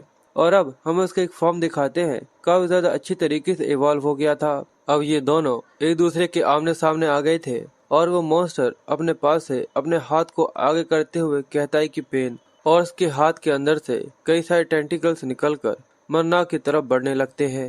ये देखकर वो काफी सरप्राइज था, पर अब वो काफी ज्यादा अलर्ट होने की वजह से अपनी तलवार के साथ उसकी सभी टेंटिकल्स को काट पा रहा था। वो सभी को बड़ी आसानी से काट देता है, जो देखकर वो मॉन्स्टर भी थोड़ा सा सरप्राइज हो गया था और मरनाक उसके ऊपर जंप करते हुए अटैक कर देता है। ये देखकर वो भी थोड़ा सरप्राइज हो गया था कि वो मॉन्स्टर इस अटैक के लिए पूरी तरह से तैयार था। वो अपने पंच को रेडी करने के बाद अपने टेंटिकल्स के साथ उसे आसमान में ही पकड़कर रख लेता है। मरनाक ये देखकर और भी ज्यादा हैरान था और वो मॉन्स्टर अपने टेंटिकल्स को काफी अच्छी तरीके से कंट्रोल करते हुए उसे काफी ज्यादा दूर और काफी ज्यादा ताकत के साथ जमीन पर फेंक देता है। इसकी वजह से फिर से वहाँ पर एक बहुत ज्यादा बड़ा धमाका हो गया था और ऐसा लगता है कि जैसे हमारे हीरो के हाथ पैर टूट गए होंगे। पर वो जमीन पर पड़ा हुआ एक गड्ढे के बीच में अपने मदर से मर्डर मर्डर करते हुए बात करते हुए कहता है कि मदर, मैं पूरी तरह से ठीक हूँ, मैं काफी ज्यादा लकी हूँ, क्योंकि तुम्हें याद है कि उस इविल वर्शिपर ने क्या कहा था। और से वो याद आता है कि जब रेंटल को पकड़ने के लिए कई सारे लोगों को उन्हें मार दिया था वो जगह, और मरनाक कहता है कि मुझे लगता है कि ये वही जगह है कि जहाँ पर उन एलिट्स को और नाइट्स को मारा गया था। वो मॉन्स्टर भी वहीं पर आ गया था और वो ऊपर से जोर से चिल्लाते हुए मरनाक को आवाज देता है। पर मरनाक अपने कानों के ऊपर हाथ रखते हुए मदर से कहता है कि मदर, ये सब तुम्हारा है, इसे ले लो। और ऐसा करते ही वो सभी एक ब्लू फ्लेम के अंदर जलने लगते हैं और उन सभी की बॉडी के अंदर से डिवाइनिटी धीरे धीरे करके एब्जॉर्ब होना चालू हो जाती है। हमें दिखाते हैं कि धीरे धीरे करके उसका स्केल बढ़ना चालू हो गया है और डिवाइनिटी भी काफी ज्यादा तेजी से बढ़ती जा रही है। थोड़ी ही देर में उसकी डिवाइनिटी 1000 को क्रॉस कर लेती है, जिसकी वजह से उसके सर्टन रिएक्शंस काफी ज्यादा डिवेलिश हो जाते हैं। वो भी काफी ज्यादा एक्साइटेड हो गया था, पर वो मॉन्स्टर ये देखकर थोड़ा सा सरप्राइज था, क्योंकि उसके आसपास जल रही डिवाइनिटी की आग काफी ज्यादा खतरनाक लग रही थी। और वो अपनी मदर से कहता है कि तुम्हारे लड़के होने के नाते मैं तुम्हें 10,000 डिवाइनिटी ऑफर करता हूँ, तो चलो अब मुझे एक न्यू अथॉरिटी दो। और ये कहते हुए सच में अब वो काफी ज्यादा रिलैक्स हो गया था। और तभी वो मॉन्स्टर भी देखकर और भी ज्यादा हैरान हो जाता है, क्योंकि अमरनाथ के अंदर से एक काला सा होल निकलता है, जिसकी वजह से ऐसा लगता है कि वो किसी और ही डायमेंशन में आ गए हों। ये एक डोम की तरह है। वो मॉन्स्टर ये देखकर काफी कंफ्यूज था और उसे अपने सामने मरनाक उसकी तरफ चलता हुआ दिखाई दे रहा था। वो काफी ज्यादा गुस्से में उसी की तरफ देख रहा था, पर मरनाक मुस्कुराते हुए उससे कहता है पर मरनाक मुस्कुराते हुए उसी की तरफ बढ़ता जा रहा था। वो उससे कहता है कि अब तुम यहाँ पर उससे भी ज्यादा दर्द को सफर करोगे जितना मैं करूँगा। वो मॉन्स्टर ये सुनकर थोड़ा कंफ्यूज, पर वो मॉन्स्टर से कहता है कि मेरी बात कान खोलकर सुनो, तुम घटिया से मॉन्स्टर। अब उसकी इस तरीके से बेइज्जती करने की वजह से वो अपने हाथों को तैयार करते हुए एक जोरदार पंच रेडी कर लेता है, पर मरनाक अपनी डिवाइनिटी को दिखाते हुए कहता है मेरी new divinity whole of corruption है। ये उसके अंदर की जितनी भी लिविंग चीजें हैं उन सभी को डिकम्पोज करता है जो कि इसके अंदर होती हैं, और बिल्कुल मैं भी कोई अदर से एक्सेप्शन नहीं हूँ। हमें दिखाते हैं कि उन दोनों के अटैक एक दूसरे से टकराते हैं, पर मरनाक कहता है कि मैं अपने ऊपर टैक्स ऑफ करप्शन को इस्तेमाल कर सकता हूँ, इसलिए मेरे पास ये चॉइस है कि आखिर मैं अपनी कौन सी बॉडी को डिकम्पोज करूँ जो कि अभी लड़ाई में मेरे काम की नहीं है। और उसके अटैक की वजह से मॉन्स्टर का हाथ कटकर गिर गया था। वो ये देखकर काफी सरप्राइज था और मरनाक मुस्कुराते हुए कहता है तो चलो देखते हैं कि आखिर तुम्हारी रीजनरेशन या फिर ये होली डिकम्पोजिशन कौन ज्यादा फास्ट है। वो मॉन्स्टर काफी गुस्से में उसके साथ लड़ना चालू कर देता है और मरनाक मुस्कुराते हुए अपनी एवलिश पावर्स को दिखाता है और उससे लड़ रहा था। उन दोनों की लड़ाई काफी लंबे समय तक चलती है, पर आखिर में देखकर समझ में आ गया था कि वो मॉन्स्टर हार चुका है। वो कहता है कि रुक जाओ, और मरनाक ने उसके पूरे शरीर को काट कर रख दिया था। बेचारे का धड़ था जो कि अकेला जमीन पर पड़ा हुआ था। वो उससे भी कहता है क्या मदर मैं ऐसा करूं, और साथ ही अपने एक ही स्ट्राइक के साथ वो उसके सिर को भी उसके धड़ से गायब कर देता है। जिसके बाद वो उसके अंदर से उसकी होली रैली को निकालकर उसे मदर को सर्व करते हुए कहता है तो ये एक बॉडी का होली रैलिक है। मदर, मैं तुम्हें ये होली रेलिक ऑफर करता हूँ, तो चलो अपने ऊपर से एक और सील को हटा दो। और उसके ऐसा करते ही फिर से उसके अंदर की जितनी भी डिवाइनिटी होती है मदर एब्जॉर्ब कर लेती है और वहाँ पर एक जोरदार की लाइट निकलती है। अब जैसे ही वो लाइट क्लियर होती है हमें सुबह का सीन दिखाया जाता है। मरनाक उस बॉल को देखकर काफी कंफ्यूज था क्योंकि उसके ऊपर से उसकी मदर का हाथ गायब हो गया था। वो आसपास मदर को आवाज देते हुए साइड में देखता है, पर वहाँ पर उसे थोड़ी सी ही दूरी पर एक छोटी सी लड़की खड़ी हुई दिखती है जो कि मर्डर मर्डर कर रही थी। पर मरनाक ये देखकर दूर से खुश होते हुए कहता है, क्या ये तुम हो मदर? और मदर एक छोटी क्यूट सी लड़की के अंदर ट्रांसफॉर्म हो गई थी और ऐसा लगता है कि यही उसका रियल फॉर्म है। वो इस बॉडी के अंदर आने के बाद थोड़ी सी कंफ्यूज थी क्योंकि उसे भी इस तरीके की बॉडी का कि आखिर इस बॉडी को किस तरीके से कंट्रोल किया जाता है, वो भी अपनी न्यू बॉडी के लिए पूरी तरह से अनजान थी। नाक अपने सामने मदर को देखकर थोड़ा कंफ्यूज, पर वो उसे खिलाते हुए कहता है कि मुझे पता था कि ये तुम हो। पर वहीं वो उसे कहता है कि आखिर तुम मुझसे ये क्यों पूछ रहे थे कि आखिर तुम्हें छोटे से बच्चे के शरीर के अंदर मैंने क्यों रिजरेक्ट किया है? जरूर इसका कोई मतलब होगा जो अभी तुम नहीं समझ सकती। पर वहीं वो उसे कहता है, क्या तुम मुझसे कुछ पूछना चाहती हो कि यहाँ पर एक दूसरे गॉड की डिवाइनिटी इस इनकारनेशन की मौत के अंदर फ्लो हो रही है और ये यहाँ पर है, तो क्यों ना तुम उसे निकाल लो, क्योंकि ये काफी शर्म की बात होगी कि हम इसे इसी तरीके से वेस्ट होने दें। मदर उसे देखती है और अपने हाथों को आगे बढ़ाते हुए अपने पावर्स का इस्तेमाल करते हुए उसके अंदर से डिवाइनिटी को एब्जॉर्ब करने की कोशिश करने लगती है। पर उसकी बहुत ज्यादा कोशिश करने के बाद भी बेचारी से ऐसा कुछ भी नहीं हो पाता। वो ये देखकर जोर जोर से रोने लगी थी और मरनाक ये देखकर हंसते हुए कहता है, अगर ये काम नहीं कर रहा है तो तुम्हें अपने आप को जरूरत से ज्यादा फोर्स करने की जरूरत नहीं है, बस वापस आ जाओ। मदर जल्दी से आकर मरनाक से चिपक जाती है और मरनाक उससे कहता है कि ये सब इसी वजह से है कि सभी डिवाइनिटी उसके अंदर मिक्स्ड अप हो गई हैं, इसलिए शायद ये पूरी तरह से इम्पॉसिबल है। इस चीज में कोई भी शर्म नहीं है क्योंकि अब इस चीज का कुछ भी नहीं किया जा सकता। पर बेचारी मदर मरनाक से ऐसे चिपकी हुई थी जैसे कोई बच्चा अपनी माँ से चिपका होता है। यहाँ तो इनका सिर बिल्कुल उल्टा है। जिसके बाद मरनाक अपने पास से एक होली रेलिक निकालते हुए कहता है, चलो अब तुम्हारी एक और सील को लेफ्ट करते हैं इस होली रेलिक की मदद से। मैं तुम्हें 10,000 डिवाइनिटी देता हूँ, इसलिए मदर अब प्लीज मुझे एक न्यू अथॉरिटी दो। और मदर उसे काफी गौर से देख रही थी जिसकी वजह से आसमान से एक लाइट की बीम सीधे आकर नीचे टकराती है और वहाँ पर एक काफी ज्यादा बड़ा ब्लास्ट होता है। उस लाइट की बीम के वहाँ पर टकराने के बाद पूरे में रोशनी छा जाती है। पर थोड़ी देर बाद मरनाक मदर से कहता है, आखिर इस न्यू अथॉरिटी का क्या मतलब है जो कि इस बार तुमने मुझे दी है? मदर एक चेहरे से चेहरा बनाते हुए उससे फिर से मर्डर मर्डर करने लगती है। ये सुनकर मरनाक कहता है, आखिर तुम्हारा मतलब क्या है कि मैं इसे जितना चाहूँ उतना इस्तेमाल कर सकता हूँ? क्या ये इतनी ज्यादा पावरफुल नहीं है? पर मदर फिर से उसे मर्डर मर्डर करती है और वो लोग वहाँ से आगे बढ़ने लगते हैं। पर मरनाक उसकी बात सुनकर इस न्यू अथॉरिटी के बारे में बताते हुए कहता है, ये न्यू अथॉरिटी जो कि अभी मुझे मिली है इसका नाम कर्स ऑफ करप्शन है। ये एक ऐसी अथॉरिटी है जो कि सच में ईविल के काफी ज्यादा करीब है। मैं इसका इस्तेमाल करते हुए किसी को भी श्राप दे सकता हूँ और जो सभी इस रेंज के अंदर होंगे मैं इसके अंदर एक छोटी सी सिटी को पूरी तरह तबाह कर सकता हूँ और इसकी वजह से वो सभी धीरे धीरे करके मरना चालू हो जाएंगे। पर वो मदर से कहता है, पर अच्छा है कि यहाँ के सभी दुश्मन और सारे के सारे विलेन पहले ही मारे जा चुके हैं। पर इनोसेंट लोगों को मारकर उनसे डिवाइनिटी गेन करना ये कोई ऐसी चीज नहीं है जो कि मैं चाहता हूँ। और इसके अलावा इस होली रेलिक के अंदर तुम्हारी इनकारनेशन क्यों सील थी? मुझे अभी भी इस चीज के बारे में समझ में नहीं आया है कि आखिर इसके अंदर मदर की डिवाइनिटी क्या कर रही है। क्या इसके अंदर इसे जबरदस्ती कैद किया गया था जिससे ये लोग इनकारनेशन को बना सके? पर वहीं उसकी हालत अब काफी ज्यादा खराब हो रही थी और वो कहता है कि सबके बारे में सोच सोच कर मेरा सिर काफी ज्यादा दर्द कर रहा है और ये सभी काफी ज्यादा बड़ी प्रॉब्लम्स थी जो कि अभी मैंने रिसीव करी हैं। और मदर उसको देखकर थोड़ी कंफ्यूज डरी हुई उसको देखती है कि मरनाक वहाँ पर नीचे गिरने लगा था क्योंकि उसकी हालत काफी ज्यादा खराब थी और वो वहाँ पर बेहोश होकर जमीन पर गिर गया था। और मदर काफी डरी हुई उसके पास आकर उसे आवाज देते हुए रोना चालू कर देती है। पर मरनाक अपने ही मन में कहता है, इसकी वजह से मेरी बॉडी पहले ही अपनी लिमिट तक आ चुकी है और ये कहते हुए उसकी आंखें वहां पर बंद हो गई थी और हमें दिखाते हैं कि मदर उसके लिए काफी ज्यादा चिंता करते हुए आंसू और नाक बहाए जा रही थी। सच में मदर को मरनाक की काफी ज्यादा चिंता है, पर जैसे ही मरनाक की आंखें खुलती है वो काफी ज्यादा घबराया हुआ था।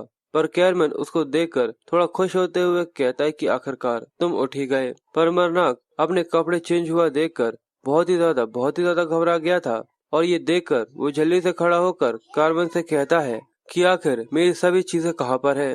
कार्मेन कहता है कि मरनाक थोड़े से शांत हो जाओ, मैं तुम्हें सारी चीजें समझाता हूँ। पर वो उसके ऊपर और ज्यादा चिल्लाते हुए कहता है कि आखिर मेरी चीजें कहाँ हैं, मुझे अभी बताओ। पर तभी उसे मदर की आवाज आती है, जो सुनकर वो थोड़ा सा कंफ्यूज हो गया था और कैरमैन अपने पास से वो हाथ निकालकर उसे देने लगता है। मरनाक कहता है, मुझे ऐसा लगा था कि मैंने इसे खो दिया। कैरमैन उससे कहता है, मुझे लगा ही था कि इस चीज का कोई डीप मीनिंग होगा जिसकी वजह से तुम इसे अपने पास रखे हो।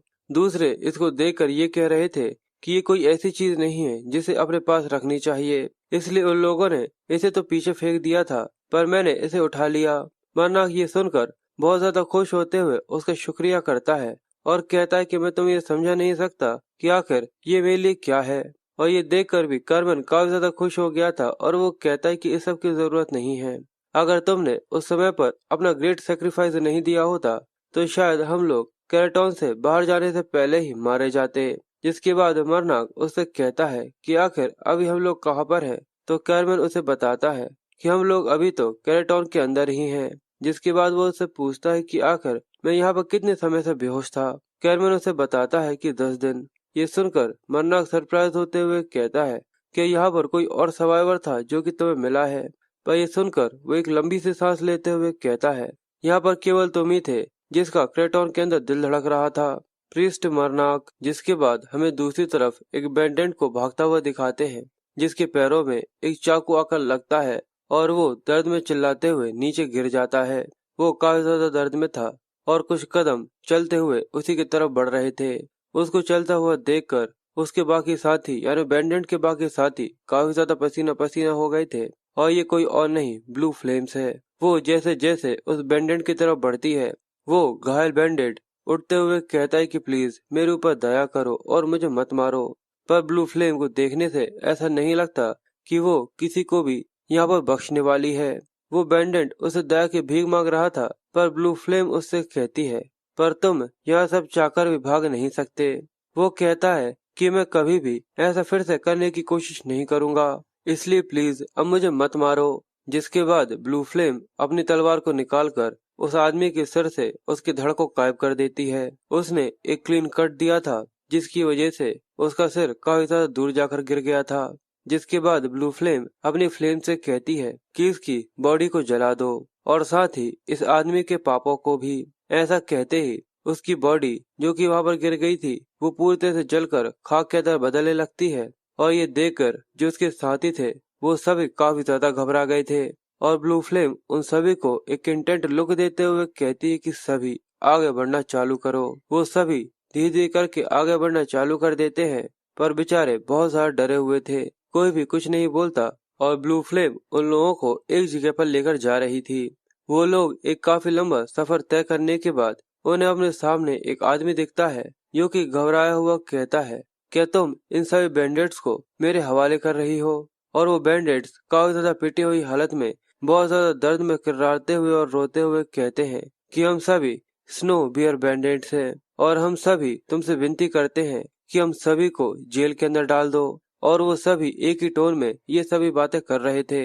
ये सुनकर ब्लू फ्लेम उनसे कहती है, तो तुमने सुन लिया, ये यही चाहते हैं। ये सुनकर वो आदमी कहता है, ये तो ठीक है, पर क्रेटोन के लॉर्ड ने जो रिवॉर्ड उनके ऊपर रखा था, पर वो कुछ समय पहले ही इविल वर्शिपर्स के हाथों मारे जा चुके हैं, इसलिए मुझे ऐसा लगता है कि उनसे रिवॉर्ड लेने में कम से कम 1-2 दिन का समय लगेगा। पर ये सुनकर ब्लू फ्लेम उससे पूछती है कि आखिर उन इविल वर्शिपर्स का क्या हुआ। तो वो आदमी उसे बताता है कि वो वर्शिपर्स और जो मॉन्स्टर उन लोगों ने क्रिएट किए थे, प्रीस्ट मरनाक ने उन सभी को मार डाला और यहाँ तक उन लोगों से एक काफी ज्यादा खतरनाक और इंटेंस बैटल लड़ने की वजह से वो 10 दिनों से नींद में थे और वो आज सुबह ही फिर से उठ पाए हैं। ये सुनकर ब्लू फ्लेम कहती है, क्या मरनाक, क्या तुम गुइस के उसी डीमन स्लेयर की बात कर रहे हो। क्या तुम उसी मरनाक के बारे में बोल रहे हो? ये सुनकर वो आदमी थोड़ा कंफ्यूज होते हुए कहता है कि हाँ। तो ये जानने के बाद ब्लू फ्लेम एक इंटेंट लुक देते हुए उससे कहती है, तो क्या मैं ये जान सकती हूँ क्या वो अभी भी क्रेटोन में ठहरा हुआ है या फिर नहीं? जिसके बाद क्रेटोन में हमें एक बार का सीन दिखाते हैं। ब्लू फ्लेम वहाँ पर आकर शराबियों से पूछती है, क्या यहाँ पर तुमने किसी इविल स्पिरिट वर्शिपर को देखा है, या फिर तुम मुझे ये बता सकते हो कि प्रीस्ट मरनाक अभी कहाँ पर है? मरनाक का नाम सुनते ही वो सभी काफी चेयर हो जाते हैं और सभी मरनाक का नाम लेकर हैया हैया ऐसा कुछ कहने लगते हैं। वो सभी मरनाक को चेयर कर रहे थे और सभी मरनाक का नाम ले लेकर काफी ज्यादा ड्रिंक भी पीते हैं। ये देखकर ब्लू फ्लेम को काफी गुस्सा आता है, पर वहीं दूसरी तरफ हमें गुइस को छोड़ते हुए दो घोड़े दिखाते हैं जिसके ऊपर कैरमन और मरनाक था। मरनाक काफी घबराया हुआ अपने मन में ट्रेडॉन की बातों को याद कर रहा था, जहाँ पर उसने उसे अपने पास बुलाकर कहा था कि मैं तुम्हें कुछ बताना चाहता हूँ कि मैंने एक प्रीस्ट को देखा है जिसके बाल पूरी तरह से नीले हैं और वो ब्लू फ्लेम सेक्ट से यहाँ पर आई थी।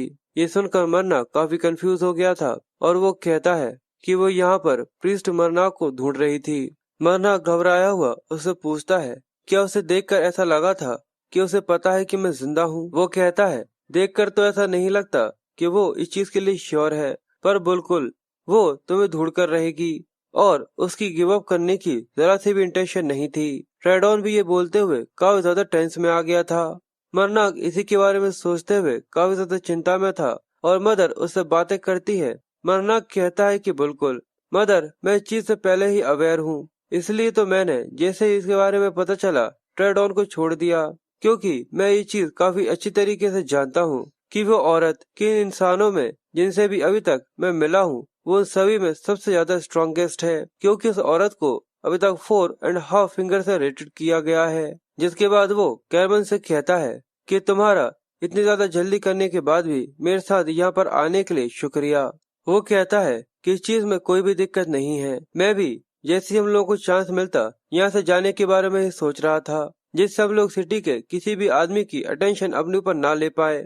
और मरनाक ये सुनकर मुस्कुराते हुए अपने मन में कहता है कि सच में मुझे इंसान काफी ज्यादा पसंद है, और ये देखकर मदर को काफी ज्यादा गुस्सा आता है। जिसके बाद अब हमें 2 हफ्ते बाद का सीन दिखाते हैं कि वो दोनों बर्फ पर पैदल पैदल चल रहे थे और एक दूसरे से बातें कर रहे थे।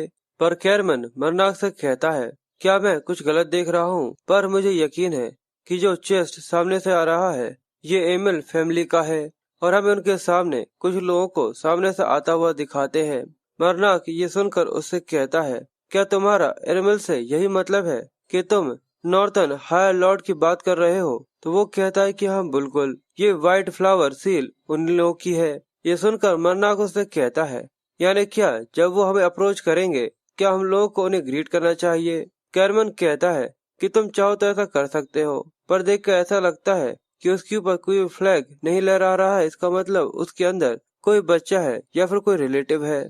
इसलिए हम लोगों के लिए यही अच्छा होगा कि हम लोग आसानी और शांति के साथ वहाँ से गुजर कर निकल जाए। इसलिए वो उस कैरेज की साइड में से निकल कर जाना चालू कर देते हैं, पर जैसे ही वो लोग उस कैरेज तक पहुँचते हैं मरनाक किसी चीज को सेंस करते हुए कैरमन को रोकते हुए कहता है कि उस कैरेज के अंदर किसी को बांध कर रखा हुआ है। ये सुनकर कैरमन का सरप्राइज हो गया था और तभी अचानक उन सभी लोगों ने अपने हाथों में अपनी तलवारों को और अपने हथियारों को निकाल लिया था। उनका बॉस ये देखकर कहता है, क्या तुम लोगों को ऐसा लगा था कि हम तुम्हें इस तरीके से बेवकूफों की एक्टिंग करते हुए यहाँ से निकल जाने देंगे? तुम केवल 2 हो। इसलिए वो अपने सभी साथियों से कहता है कि जाकर इनको मार डालो। पर उनके अटैक करते ही वहाँ पे एक बड़ा सा धमाका होता है और हमें 2 लोगों के सर उड़ते हुए दिखाते हैं। उनके साथी भी देखकर काफी सरप्राइज हो गए थे कि आखिर अभी अभी यहाँ पर क्या हुआ है। और उनका बॉस भी ये देखकर पसीना पसीना होते हुए कहता है कि आखिर तुम लोगों की हमारे ऊपर तलवार उठाने की हिम्मत भी कैसे हुई? और हमें दिखाते हैं कि मरनाक और कैरमन ने 2 लोगों को एक ही झटके के अंदर मार डाला था। वो उसे कहता है कि हम लोगों को पता है कि तुम लोग किडनैपर्स हो, और साथ ही वो मरकान से कहता है कि यहाँ पर केवल 8 ही बचे हुए हैं।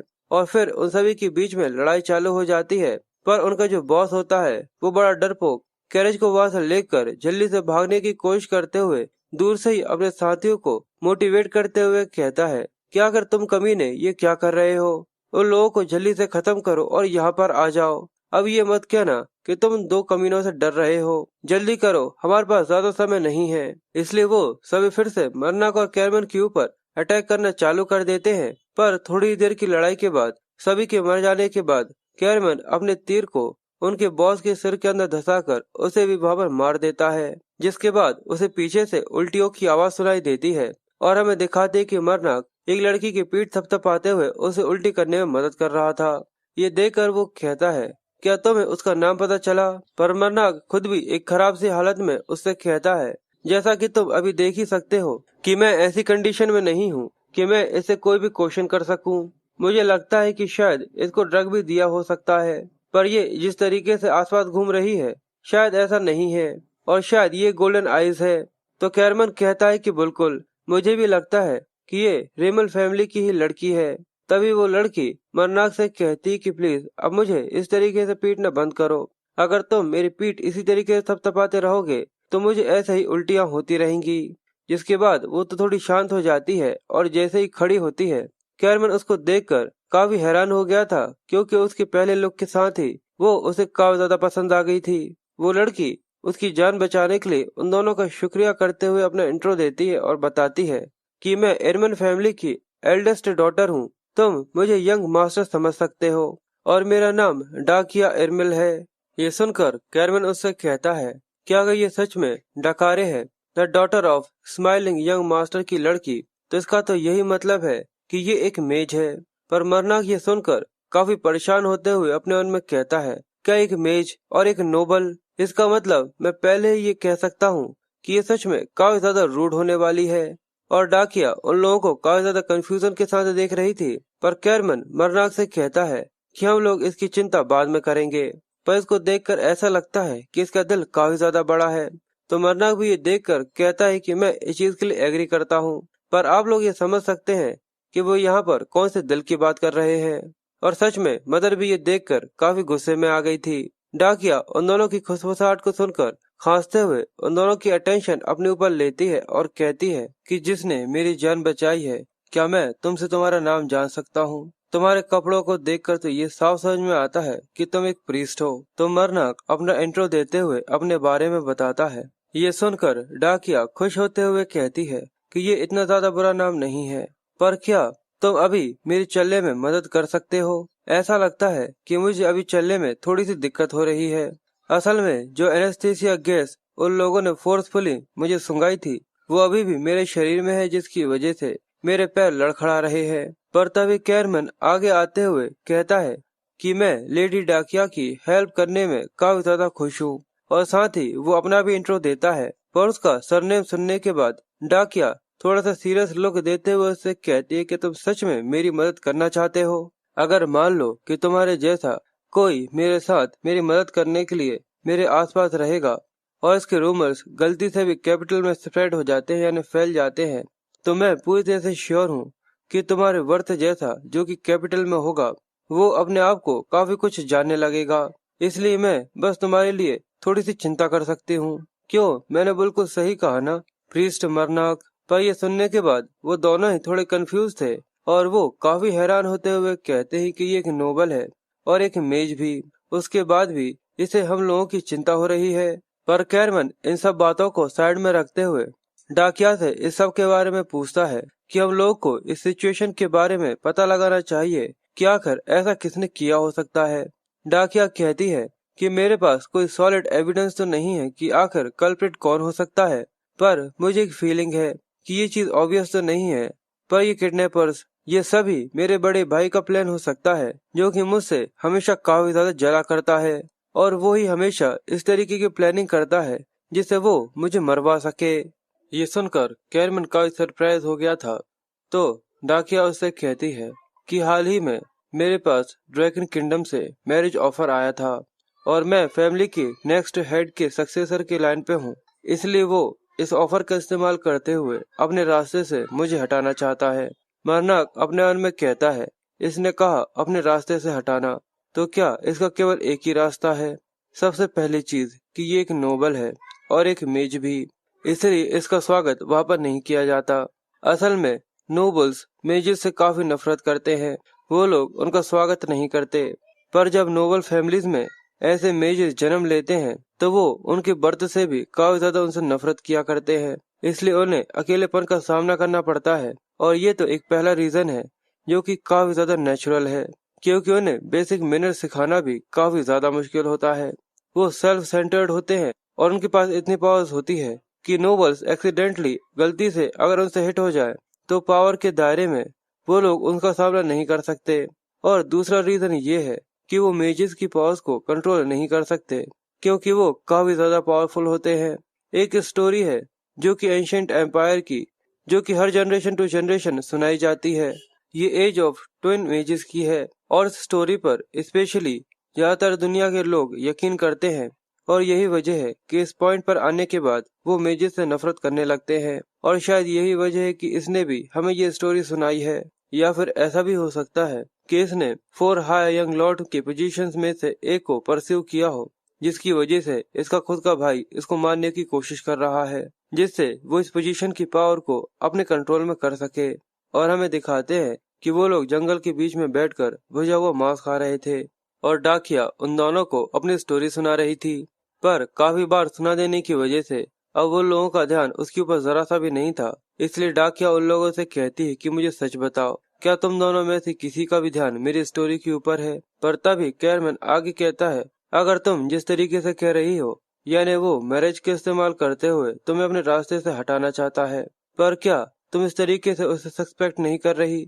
या फिर वो इस तरीके से ड्रैगन किंगडम को सभी के सामने उसमें तुम्हारी शादी कर कर तुम्हें उसमें बेच रहा है? क्या मैंने बिल्कुल सही कहा?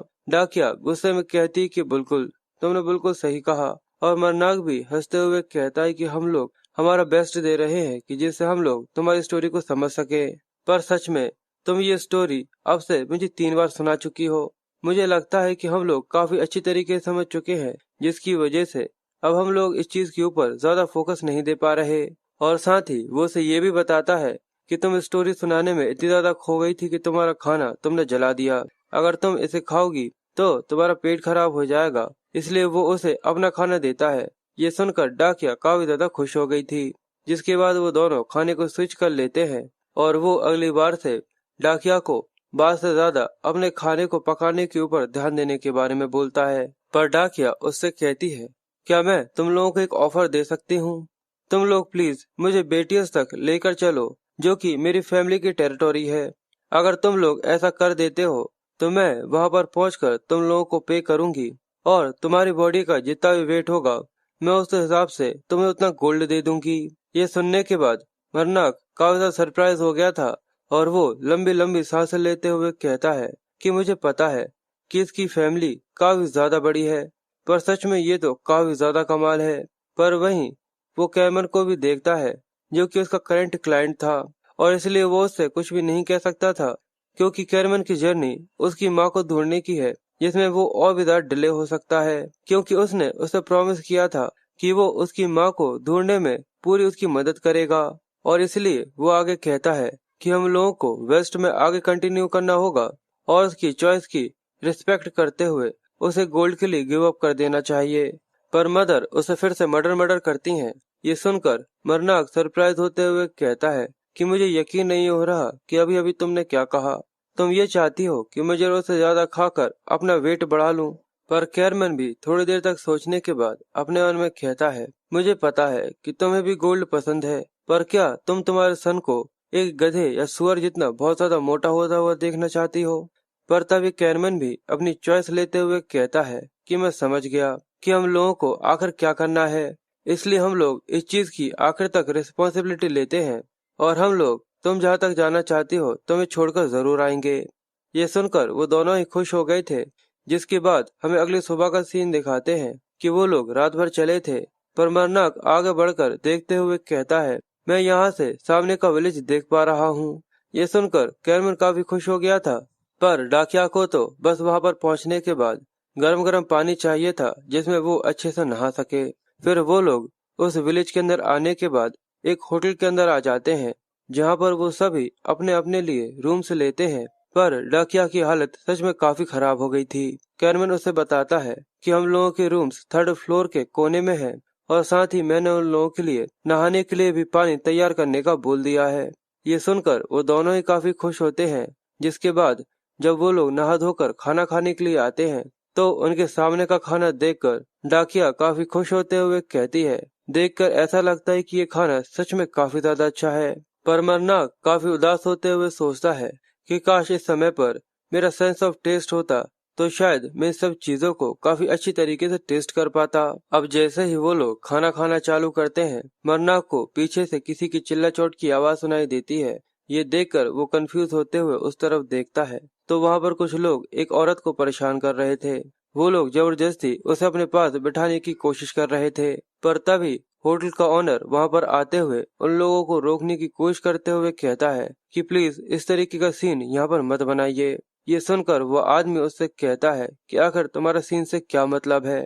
क्या तुम्हें ऐसा लगता है कि मैं इसे यहाँ पर एम्बेरस कर रहा हूँ या फिर कुछ और? मैंने बस इससे हमें शराब देने का ही तो कहा है और कहा है कि यहाँ पर बैठकर हमारी स्टोरी सुनो। क्या इस चीज में कुछ गलत है?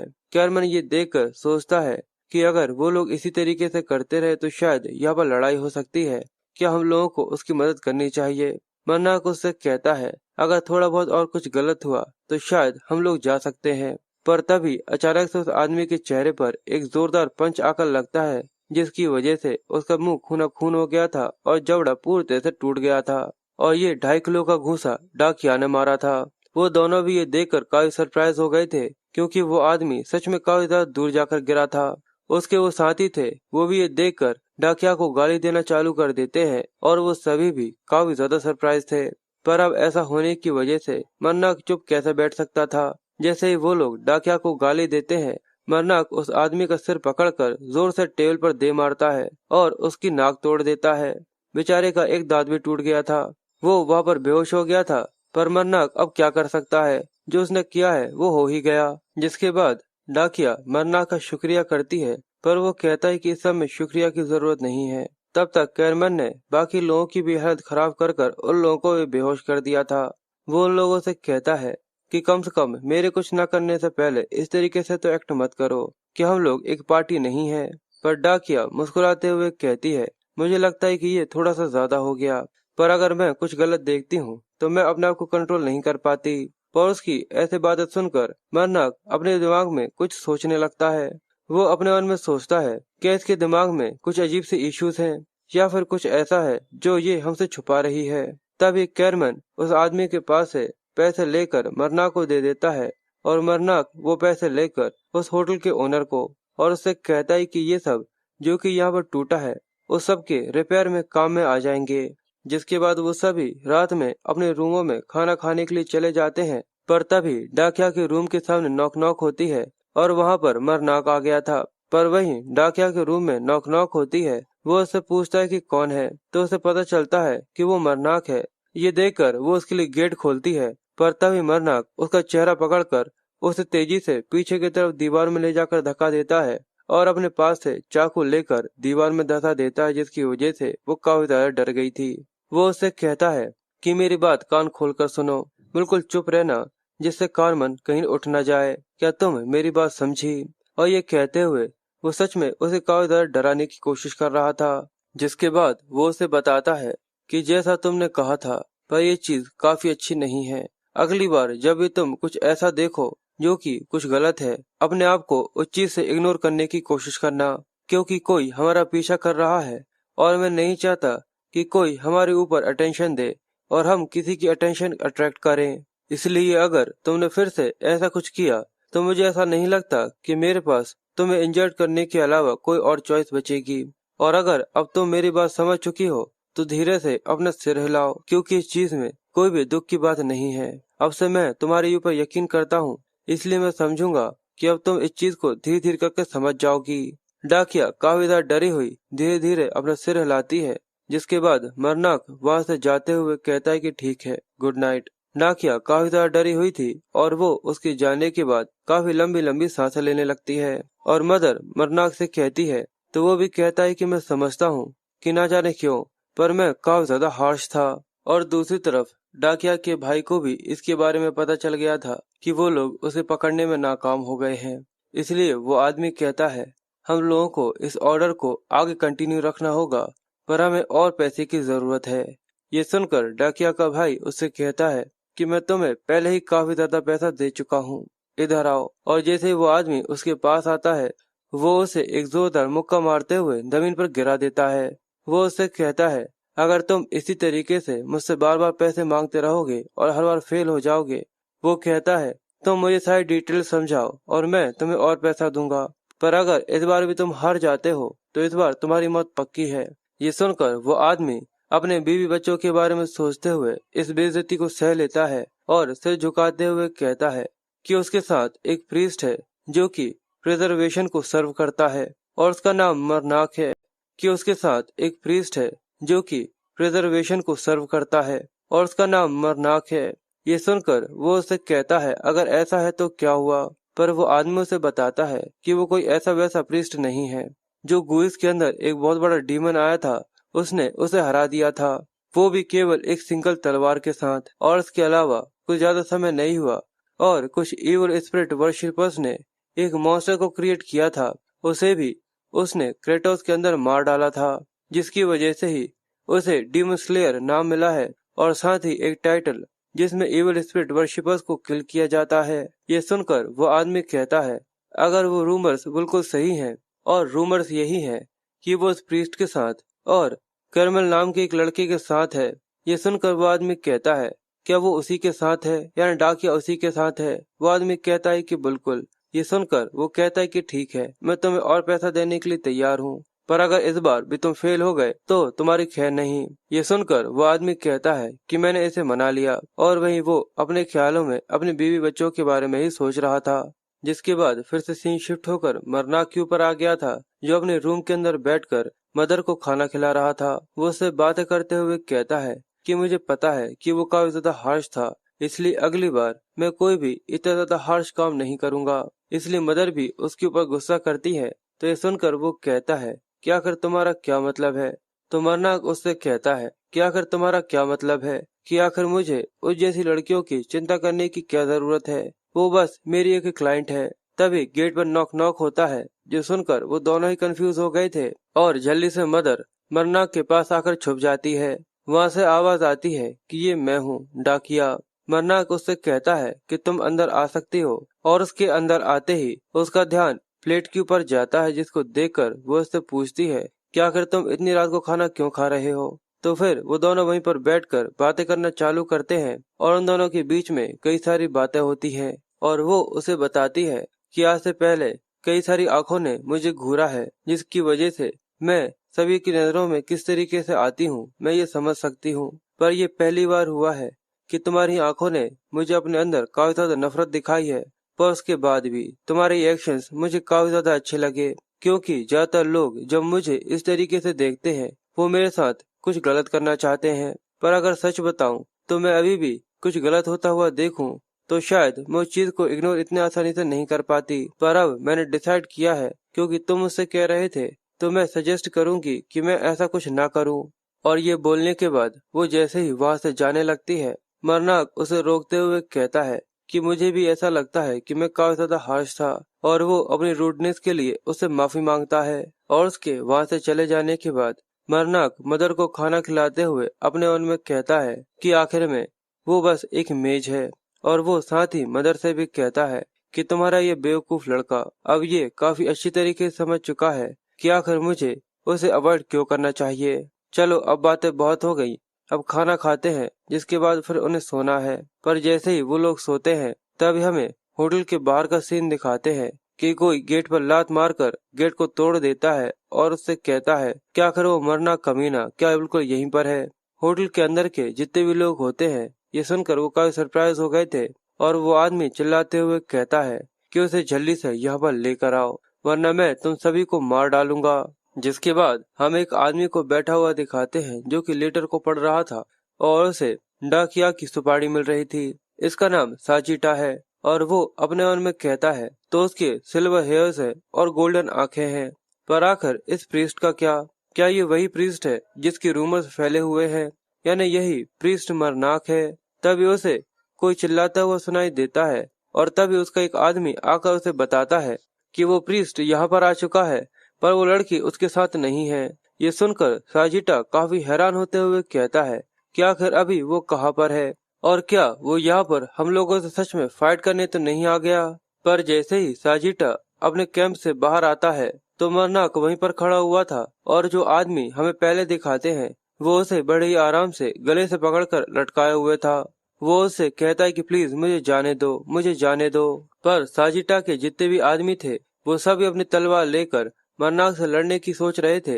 ये देखकर साजिटा उन लोगों के ऊपर चिल्लाते हुए कहता है कि जल्दी से अपनी तलवारें नीचे करो, मैंने तुमसे कहा ना कि जल्दी से नीचे करो। ये सुनकर वो लोग गुस्से में ही सही पर अपनी तलवारें नीचे कर लेते हैं और साजिटा अपने मन में कहता है कि अगर ये यहाँ पर आ चुका है तो सच में हम लोग एक बहुत ज्यादा बड़ी मुसीबत में हैं।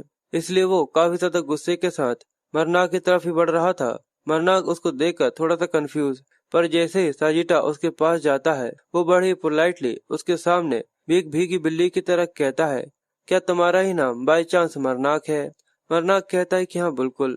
ये सुनकर साजिटा कहता है, प्रिस्ट मरनाक, मुझे लगता है कि तुम्हें जो तुम्हारे हाथ में है उसे नीचे उतार देना चाहिए और प्लीज थोड़े से शांत हो जाओ। ये सुनते ही मरनाक उस आदमी को नीचे पटक देता है और वो उससे कहता है, देखकर ऐसा लगता है कि तुम इस मर्सनरी क्रॉप के कैप्टन हो। साजिटा कहता है कि हाँ, मैं इस रेड बियर मर्सनरी क्रॉप का कैप्टन हूँ और मेरा नाम साजिटा है।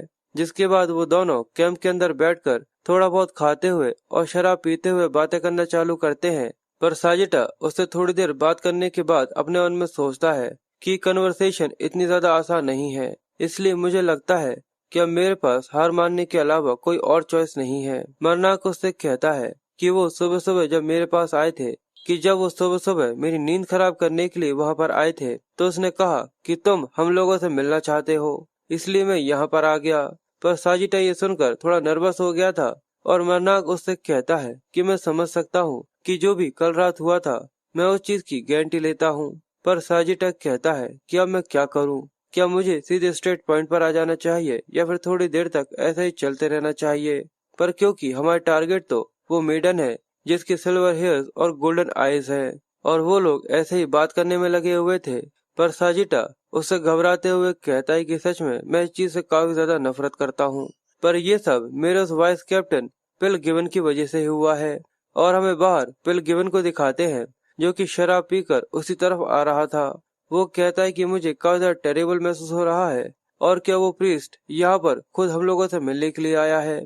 सच में उसमें काफी ज्यादा हिम्मत है। जिसके बाद पिलग्रिवन मरनाक के सामने आकर उससे कहता है, क्या तुम ही वही मरनाक हो? वो कहता है कि हाँ। ये सुनकर पिलग्रिवन कहता है, अगर ऐसा है तो क्या वो मेडन जिसके सिल्वर बाल है और गोल्डन आंखें हैं वो तुम्हारी ही पार्टी के अंदर है? मरनाक कहता है कि हाँ बिल्कुल सही। और ये सुनने के बाद पिलग्रिवन कहता है कि सच में ये काफी अच्छा है, इसलिए मेरी बात कान खोलकर सुनो, हमें वो लड़की दे दो और यहाँ से दफा हो जाओ, वरना तुम्हारा जो हाल होगा तुम उसके बारे में सोच भी नहीं सकते। पर साजिटा ये सुनने के बाद काफी ज्यादा घबरा गया था, पर पिलग्रिवन उससे आगे कुछ कह पाता उससे ही पहले मरनाक अपनी तलवार को निकालते हुए उसके एक हाथ को आसमान में उड़ा देता है। सभी लोग ये देखकर काफी ज्यादा हैरान हो गए थे और उसका हाथ जैसे ही आकर जमीन पर गिरता है पिलग्रिवन एक जोर की दहाड़ लगाता है, ऐसी दहाड़ जो सुनकर सभी की रूह कांप जाए। जिसके बाद मरनाक उससे कहता है कि सच में ये थोड़ा सा अजीब है, क्योंकि मुझे ये याद नहीं आ रहा कि आखिर मैंने तुम लोगों को मेरा नाम कब बताया था, पर तुम लोग मेरा नाम इस तरीके से ले रहे हो जैसे कि तुम मेरे बारे में काफी अच्छी तरीके से जानते हो। इसलिए मुझे बताओ कि आखिर वो कौन था, आखिर वो कौन इंसान है जिसने तुम्हें हम लोगों के पीछे भेजा है? साजिटा ये जानने के बाद अब बहुत ही ज्यादा घबरा गया था और तभी एक आदमी सभी लोगों को अपने पास बुलाते हुए कहता है कि पिलग्रिवन का हाथ काट दिया गया है। ये सुनने के बाद सभी लोग जल्दी से प्रीस्ट से यानी मरनाक से लड़ने के लिए उस तरफ आने लगते हैं। वो कहते हैं कि ये प्रीस्ट इस समय की सिचुएशन को नहीं समझ रहा कि आखिर वो अभी कहाँ पर है। पर जैसे ही वो आदमी मरनाक के बारे में कुछ और कह पाता तभी मरनाक उसके गले को भी काट देता है।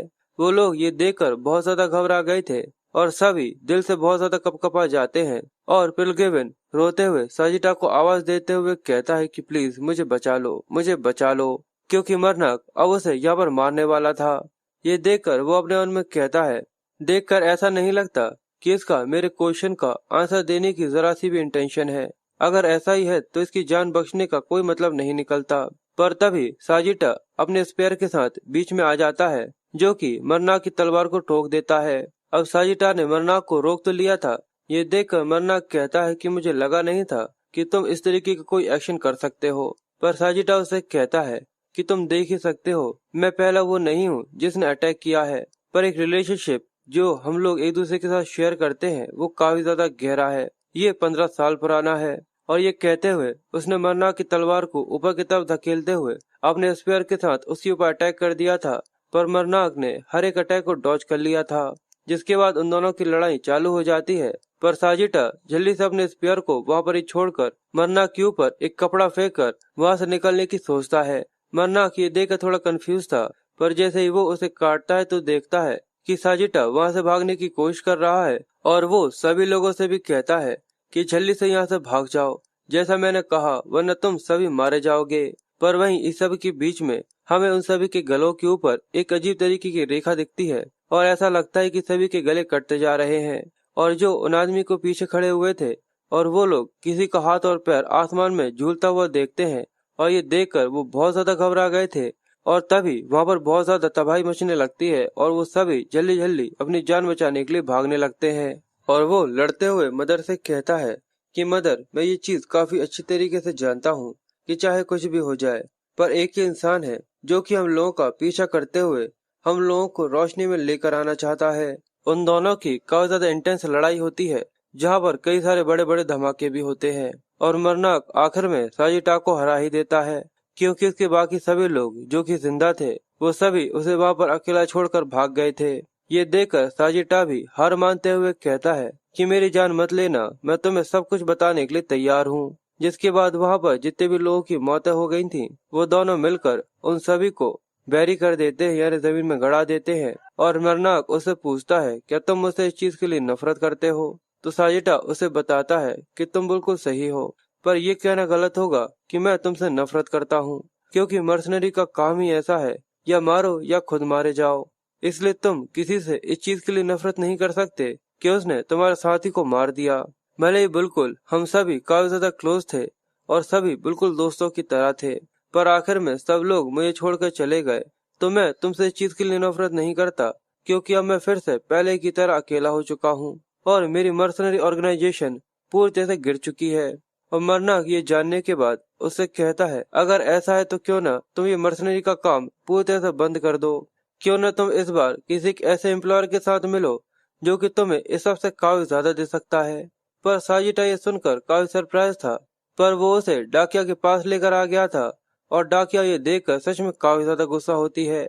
साजिटा उसके सामने बैठा हुआ था, और वो लोग ऐसे ही कई सारी बातें कर ही रहे थे, पर तभी अचानक से गेट खुलता है, और कैरवन काफी ज्यादा घबराते हुए मरनाक के बारे में बताते हुए कहता है कि कल रात वाले मर्सनरीज से वो अकेले ही निपटने के लिए गया हुआ है, इसलिए हम लोगों को भी हथियार उठाकर उसकी मदद करने के लिए जाना होगा। पर जैसे ही वो मरनाक को वहां पर बैठा हुआ देखता है, ये देखकर वो काफी सरप्राइज होते हुए कहता है, यानी अच्छा, तुम वापस आ चुके हो। पर वहीं उसकी नजर साजिटा पर जाती है, और वो उसके बारे में पूछता है, तो मरनाक उसे बताता है कि ये प्रिंसेस का एक न्यू हायर मर्सनरी है, क्यों न तुम अपने आप को इसके साथ इंट्रोड्यूस करवाओ। जिसके बाद वो दोनों एक दूसरे को अपने इंट्रो देते हैं, और कैरमन कहता है कि मुझे तुम्हारे साथ काम कर कर काफी ज्यादा खुशी होगी।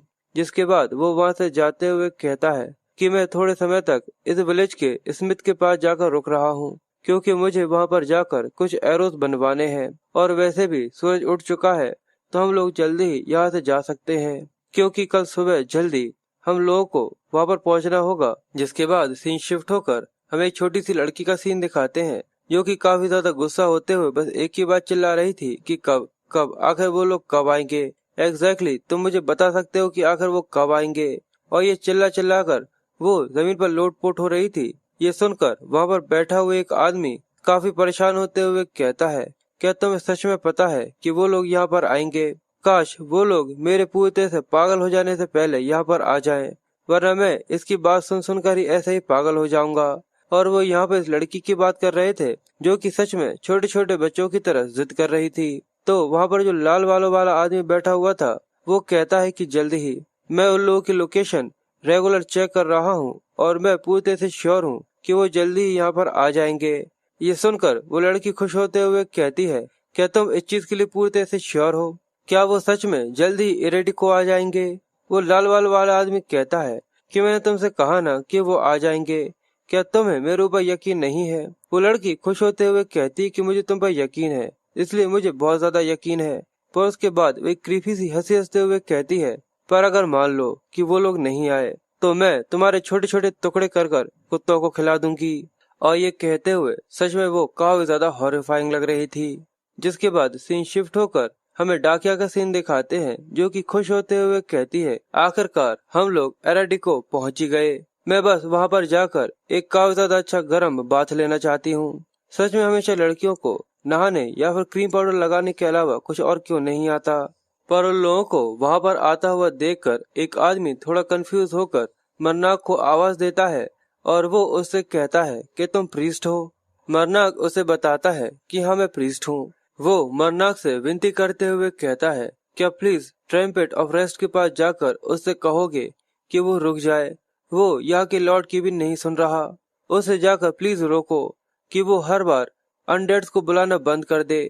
मैं तुम्हें इसके लिए पे करने के लिए तैयार हूँ। पर मरनाक मुस्कुराते हुए कहता है, मुझे ऐसा नहीं लगता कि मेरे ऐसा कुछ करने के बाद भी ज्यादा कुछ बदलेगा और या फिर वो रुक सकता है।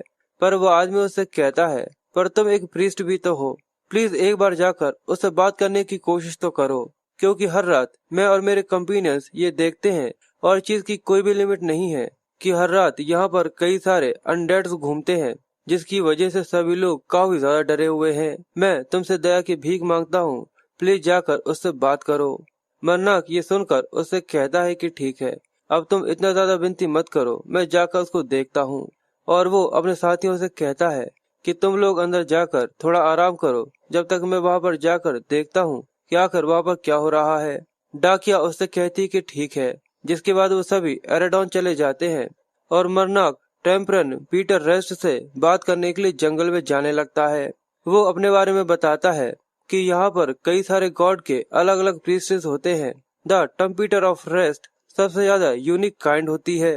बाकी दूसरे सभी गॉड्स अपने प्रीस्ट को चुनते हैं और उन्हें अथॉरिटी ग्रांट करते हैं। पर द टेम्पीटर रेस्ट ऑफ डेथ वो अचानक ही एक दिन बिना किसी रीजन के एक रैंडम इंसान को अपनी अथॉरिटी ग्रांट करता है और वही चूजन वन हमेशा के लिए टेम्पीटर ऑफ रेस्ट बनता है और वो अपनी सारी जिंदगी इन सभी डेथ को सर्व कर देता है। पर वो एक ऐसी जिंदगी क्यों जीते हैं, ये एक मिस्ट्री है और इसके बारे में कोई भी नहीं जानता। पर सभी लोग एक चीज काफी अच्छी तरीके से जानते हैं कि वो सभी मरे हुए को फिर से जिंदा कर देता है। द टेम्पीटर वहाँ पर आता है जहाँ पर कई सारे लाशें होती हैं और वो अपने टेम्परेट के साथ एक साउंडलेस ब्लो करता है, जिसके बाद उसके पीछे सभी मरे हुए की सेना चलना चालू कर देती है। और जो लोग पावर के अंदर होते हैं वो लोग इसे कंट्रोल करने की कोशिश करते हैं, पर कोई भी ऐसा नहीं है जो कि टेम्पीटर के ऊपर जरा सी भी उंगली रख सके, क्योंकि ये चीज काफी ज्यादा सेंस बनाती है कि कोई भी एक बहुत ज्यादा बड़ी अनडेड की आर्मी का सामना नहीं कर सकता। ये चीज काफी ज्यादा अवॉइडिंग है, इसलिए वो सभी इस चीज को अवॉइड करने की कोशिश करते हैं। पर द टेम्पीटर ऑफ द रेस्ट हमेशा अपनी जिंदगी पूरी तरह से सॉलिट्यूड के अंदर जीते हैं। वो हमेशा केवल अपने अनडेड्स के पास ही जाता है और ये एक नेचुरल फिनोमिना की तरह काम करता है। और हमें दिखाते हैं कि मरनाक टेम्पीटर के सामने आकर खड़ा हो गया था और वो उससे कहता है कि हेलो। टेम्पीटर उसे कोई भी जवाब नहीं देता, पर मरनाक उससे कहता है, मैं पूरी तरह से श्योर हूँ कि तुम यहाँ पर पहले भी आए हो और गए हो, पर अब शायद ये पोजीशन तुम्हारे फेवर में नहीं है और यहाँ पर ऐसे कई सारे लोग हैं और मैं यहाँ पर वही चीज कहने के लिए आया हूँ जो मुझसे पहले और भी कई सारे लोग यहाँ पर तुमसे कहकर जा चुके हैं। क्या तुम्हें ऐसा नहीं लगता कि अब तुम्हारा यहाँ से जाने का समय हो चुका है? क्योंकि तुम ये समझ सकते हो कि जो नॉर्मल लोग हैं उनके आसपास अगर अनडेड्स घूमते हैं तो वो लोग इस चीज से काफी ज्यादा डर जाएंगे। और क्या फिर तुम्हारा यहाँ पर रुकने का कोई और रीजन है? क्योंकि तुम किसी भी जगह पर ज्यादा समय तक नहीं रुकते। ट्रम्पेटर उससे कहता है कि एविल स्पिरिट वर्शिपर। मरनाक ये सुनकर उससे कहता है क्या? पर वो सामने की तरफ इशारा करते हुए कहता है कि वहाँ पर वो लोग तबाही मचा रहे हैं। और जैसे ही मरनाक पीछे की तरफ देखता है तो वो कहता है, क्या एराडियोक के अंदर? यानी तुम मुझसे ये कहना चाहते हो कि एराडियोक के अंदर कई सारे इविल स्पिरिट वर्शिपर्स हैं। वो कहता है कि ये चीज शुरू हो चुकी है और मरनाक के पीछे एक बड़ी सी लाइट दिखाते हैं जो कि आसमान को छूते हुए जा रही थी और मरनाक ये देखकर काफी ज्यादा डर गया था। वो कहता है कि बिल्कुल कलर टाउन की तरह नहीं होने वाला जैसा कि वहां पर हुआ था। मैं ऐसा इस बार नहीं होने दूंगा। और ये कहते हुए वो झल्ली से एराडियोक की तरफ भागना चालू कर देता है। वो लड़की रोते हुए फिर से कहती है कि वो लोग यहाँ पर नहीं आए। तुमने कहा था कि वो यहाँ पर आएगा पर वो यहाँ पर नहीं आया। वो लाल बालों वाला इविल मेज कहता है कि मैं पूरी तरह से वेरीफाइड हूँ कि उसकी कंपेनियंस सिटी के अंदर एंटर हुए थे। जरा थोड़ी देर रुको, मुझे लगता है कि मैंने उसे ढूंढ लिया। पर वो लड़की उसे कहती है कि मरो, तुम बस जल्दी से मर जाओ। पर उनका जो मूछा वाला साथी कहता है कि रुको, मुझे लगता है कि मैंने उसे ढूंढ लिया। वो लड़की ये सुनकर कहती कि कहाँ, आखिर कहाँ पर है? तो वो कहता है कि वहाँ देखो, मरनाक। और हमें उन तीनों के सामने मरनाक अपनी तलवार को हाथ में रखे हुए दिखाते हैं। मरनाक काफी ज्यादा गुस्से में था पर वो लड़की उसे देखकर खुश होते हुए कहती है कि तुमने बिल्कुल सही कहा, ये तो सच में मरनाक है। पर मरनाक अपने मन में कहता है कि मैंने ऐसा सोचा नहीं था कि मैं इससे ऐसी जगह पर मिलूंगा। वो मूछ वाला आदमी ये सुनकर थोड़ा कंफ्यूज था और उसे मर्डर मर्डर की आवाज आती है और मरनाक की चेंसो वाली तलवार आग में झुलसने की वजह से वो लपटे उसको पूरी तरह से घेर रही थीं, जिसकी वजह से ऐसा लगता है कि उसके आसपास आग का ऑरा फैल गया हो। पर वो लड़की उसको देखकर खुश होते हुए कहती है कि ये सच में यही है। पर मदर उसे मर्डर मर्डर करने लगती हैं। तो वो कहता है कि मैं समझ गया, मुझे थोड़ा सा शांत होना होगा। पर इस बार मैं इस चीज की ज्यादा परवाह नहीं करने वाला। जैसा कि मदर तुम भी इस चीज को जानती हो कि ये कमीना कुत्ते का पिल्ला ये वही है जिसने काफी समय पहले मेरे सेवियर और मुझे जान से मार डाला था। ये वही है जिससे मुझे बदला लेना है। जिसके बाद मरनाक हमें अपने पास्ट के बारे में बताता है। वो बर्फ में पड़ा हुआ लंबी लंबी सांसें ले रहा था। वो कहता है कि मैं हर दिन की तरह काम किया करता था और अपनी जिंदगी जिया करता था। पर उस दिन मैंने इतना नहीं कमाया कि मैं उस दिन सर्वाइव कर सकूं और अपने लिए कुछ खाने को ले सकूं। और उसी दिन मेरे साथ कुछ ऐसा हुआ। उस दिन बर्फबारी काफी ज्यादा हो रही थी और तब मैं अपने सेवियर से मिला, शेंग टूक्सी। पर मैं इसे शैन ही बोलूंगा। ये आदमी देखने में एक मिडिल एज आदमी था जो कि खुद से अकेला रहा करता था। शेंग एक इजी गोइंग आदमी है पर ये जरूरत पड़ने पर काफी सीरियस हो जाता है। जब मैं उठा इसने मुझसे कुछ भी सवाल नहीं किया। उल्टा इसने मुझसे कहा कि जितने समय तक मैं चाहूँ यहाँ पर आराम कर सकता हूँ। ये यहाँ पर एक चर्च के अंदर गॉडेस ऑफ रिजर्वेशन को सर्व करता था और साथ ही यहाँ पर ग्रेव कीपर का भी काम करता था। एक दिन जब मैं इसकी मदद कर रहा था मैंने उससे पूछा कि आखिर उसने मेरी मदद क्यों करी। तो शेंग मुस्कुराते हुए कहता है क्योंकि मुझे ऐसा लगा कि मुझे तुम्हारी मदद करनी चाहिए। उस दिन मैंने उसके चेहरे पर जो स्माइल देखी थी वो मेरे दिल में एक खास जगह रखती है। उसके बाद से मैंने शेंग की मदद करना चालू कर दिया और वहाँ पर कई सारे लोग थे जिनकी वो मदद किया करता था। शहर के बच्चे उसे काफी ज्यादा पसंद करते थे पर दूसरी तरफ जब भी मैं उसकी मदद करने की कोशिश करता था काम हमेशा उल्टे हो जाया करते थे। और ऐसे ही मेरी जिंदगी का एक प्यारा सा साल गुजर गया और अगला विंटर आ गया। अगले विंटर में एक आदमी की मैंने जान बचाई जो कि बर्फ में पड़ा हुआ था और बेहोश हो गया था। और जस्ट वैसे ही जैसे शेंग ने पहले मेरी जान बचाई थी। पर मुझे कभी भी किसी डेमिट मेज को बचाना नहीं चाहिए था। जैसे ही वो उठा हम लोगों की मदद से वो मेज काफी ज्यादा तेजी से हील हुआ। पर उसके चेहरे पर जो स्माइल आई थी वो कॉन्फिडेंस, वो एक इविल स्पिरिट वर्शिपर था। उसने अपने मैजिक के साथ सबसे पहले मेरा गला काट कर मुझे मार डाला। और जब मैं फिर से उठा तो मेरी छाती पर एक हाथ था जिसकी मैंने स्टोरी सुनाई और ना जाने ये मेरे इन्वेंट्री से कब निकल कर आ गया था। और जब मैंने अंदर जाकर चीजों को देखा वो एक्शन देखकर मैं काफी ज्यादा सरप्राइज और काफी ज्यादा हैरान हो गया था क्योंकि वहाँ पर शेंग की लाश पड़ी हुई थी जिसे उस डेमिट मेज ने बहुत ही ब्रूटली मार डाला था। जिसके बाद सीन फिर से प्रेजेंट टाइम में आ जाता है और वो इविल मेज यानी मूछा वाला उसको देखकर कहता है कि मुझे याद आया, आखिरकार तुम वही ग्रेव कीपर हो जिसको मैंने पहले मार डाला था। अब देखकर ऐसा लगता है कि तुम भी मेरी तरह एक इविल स्पिरिट वर्शिपर हो। पर आखिर तुमने एक प्रीस्ट के कपड़े क्यों पहने हुए हैं? और शायद ये तो उसी के हैं जिसको मैं तुम्हारे साथ मारा था।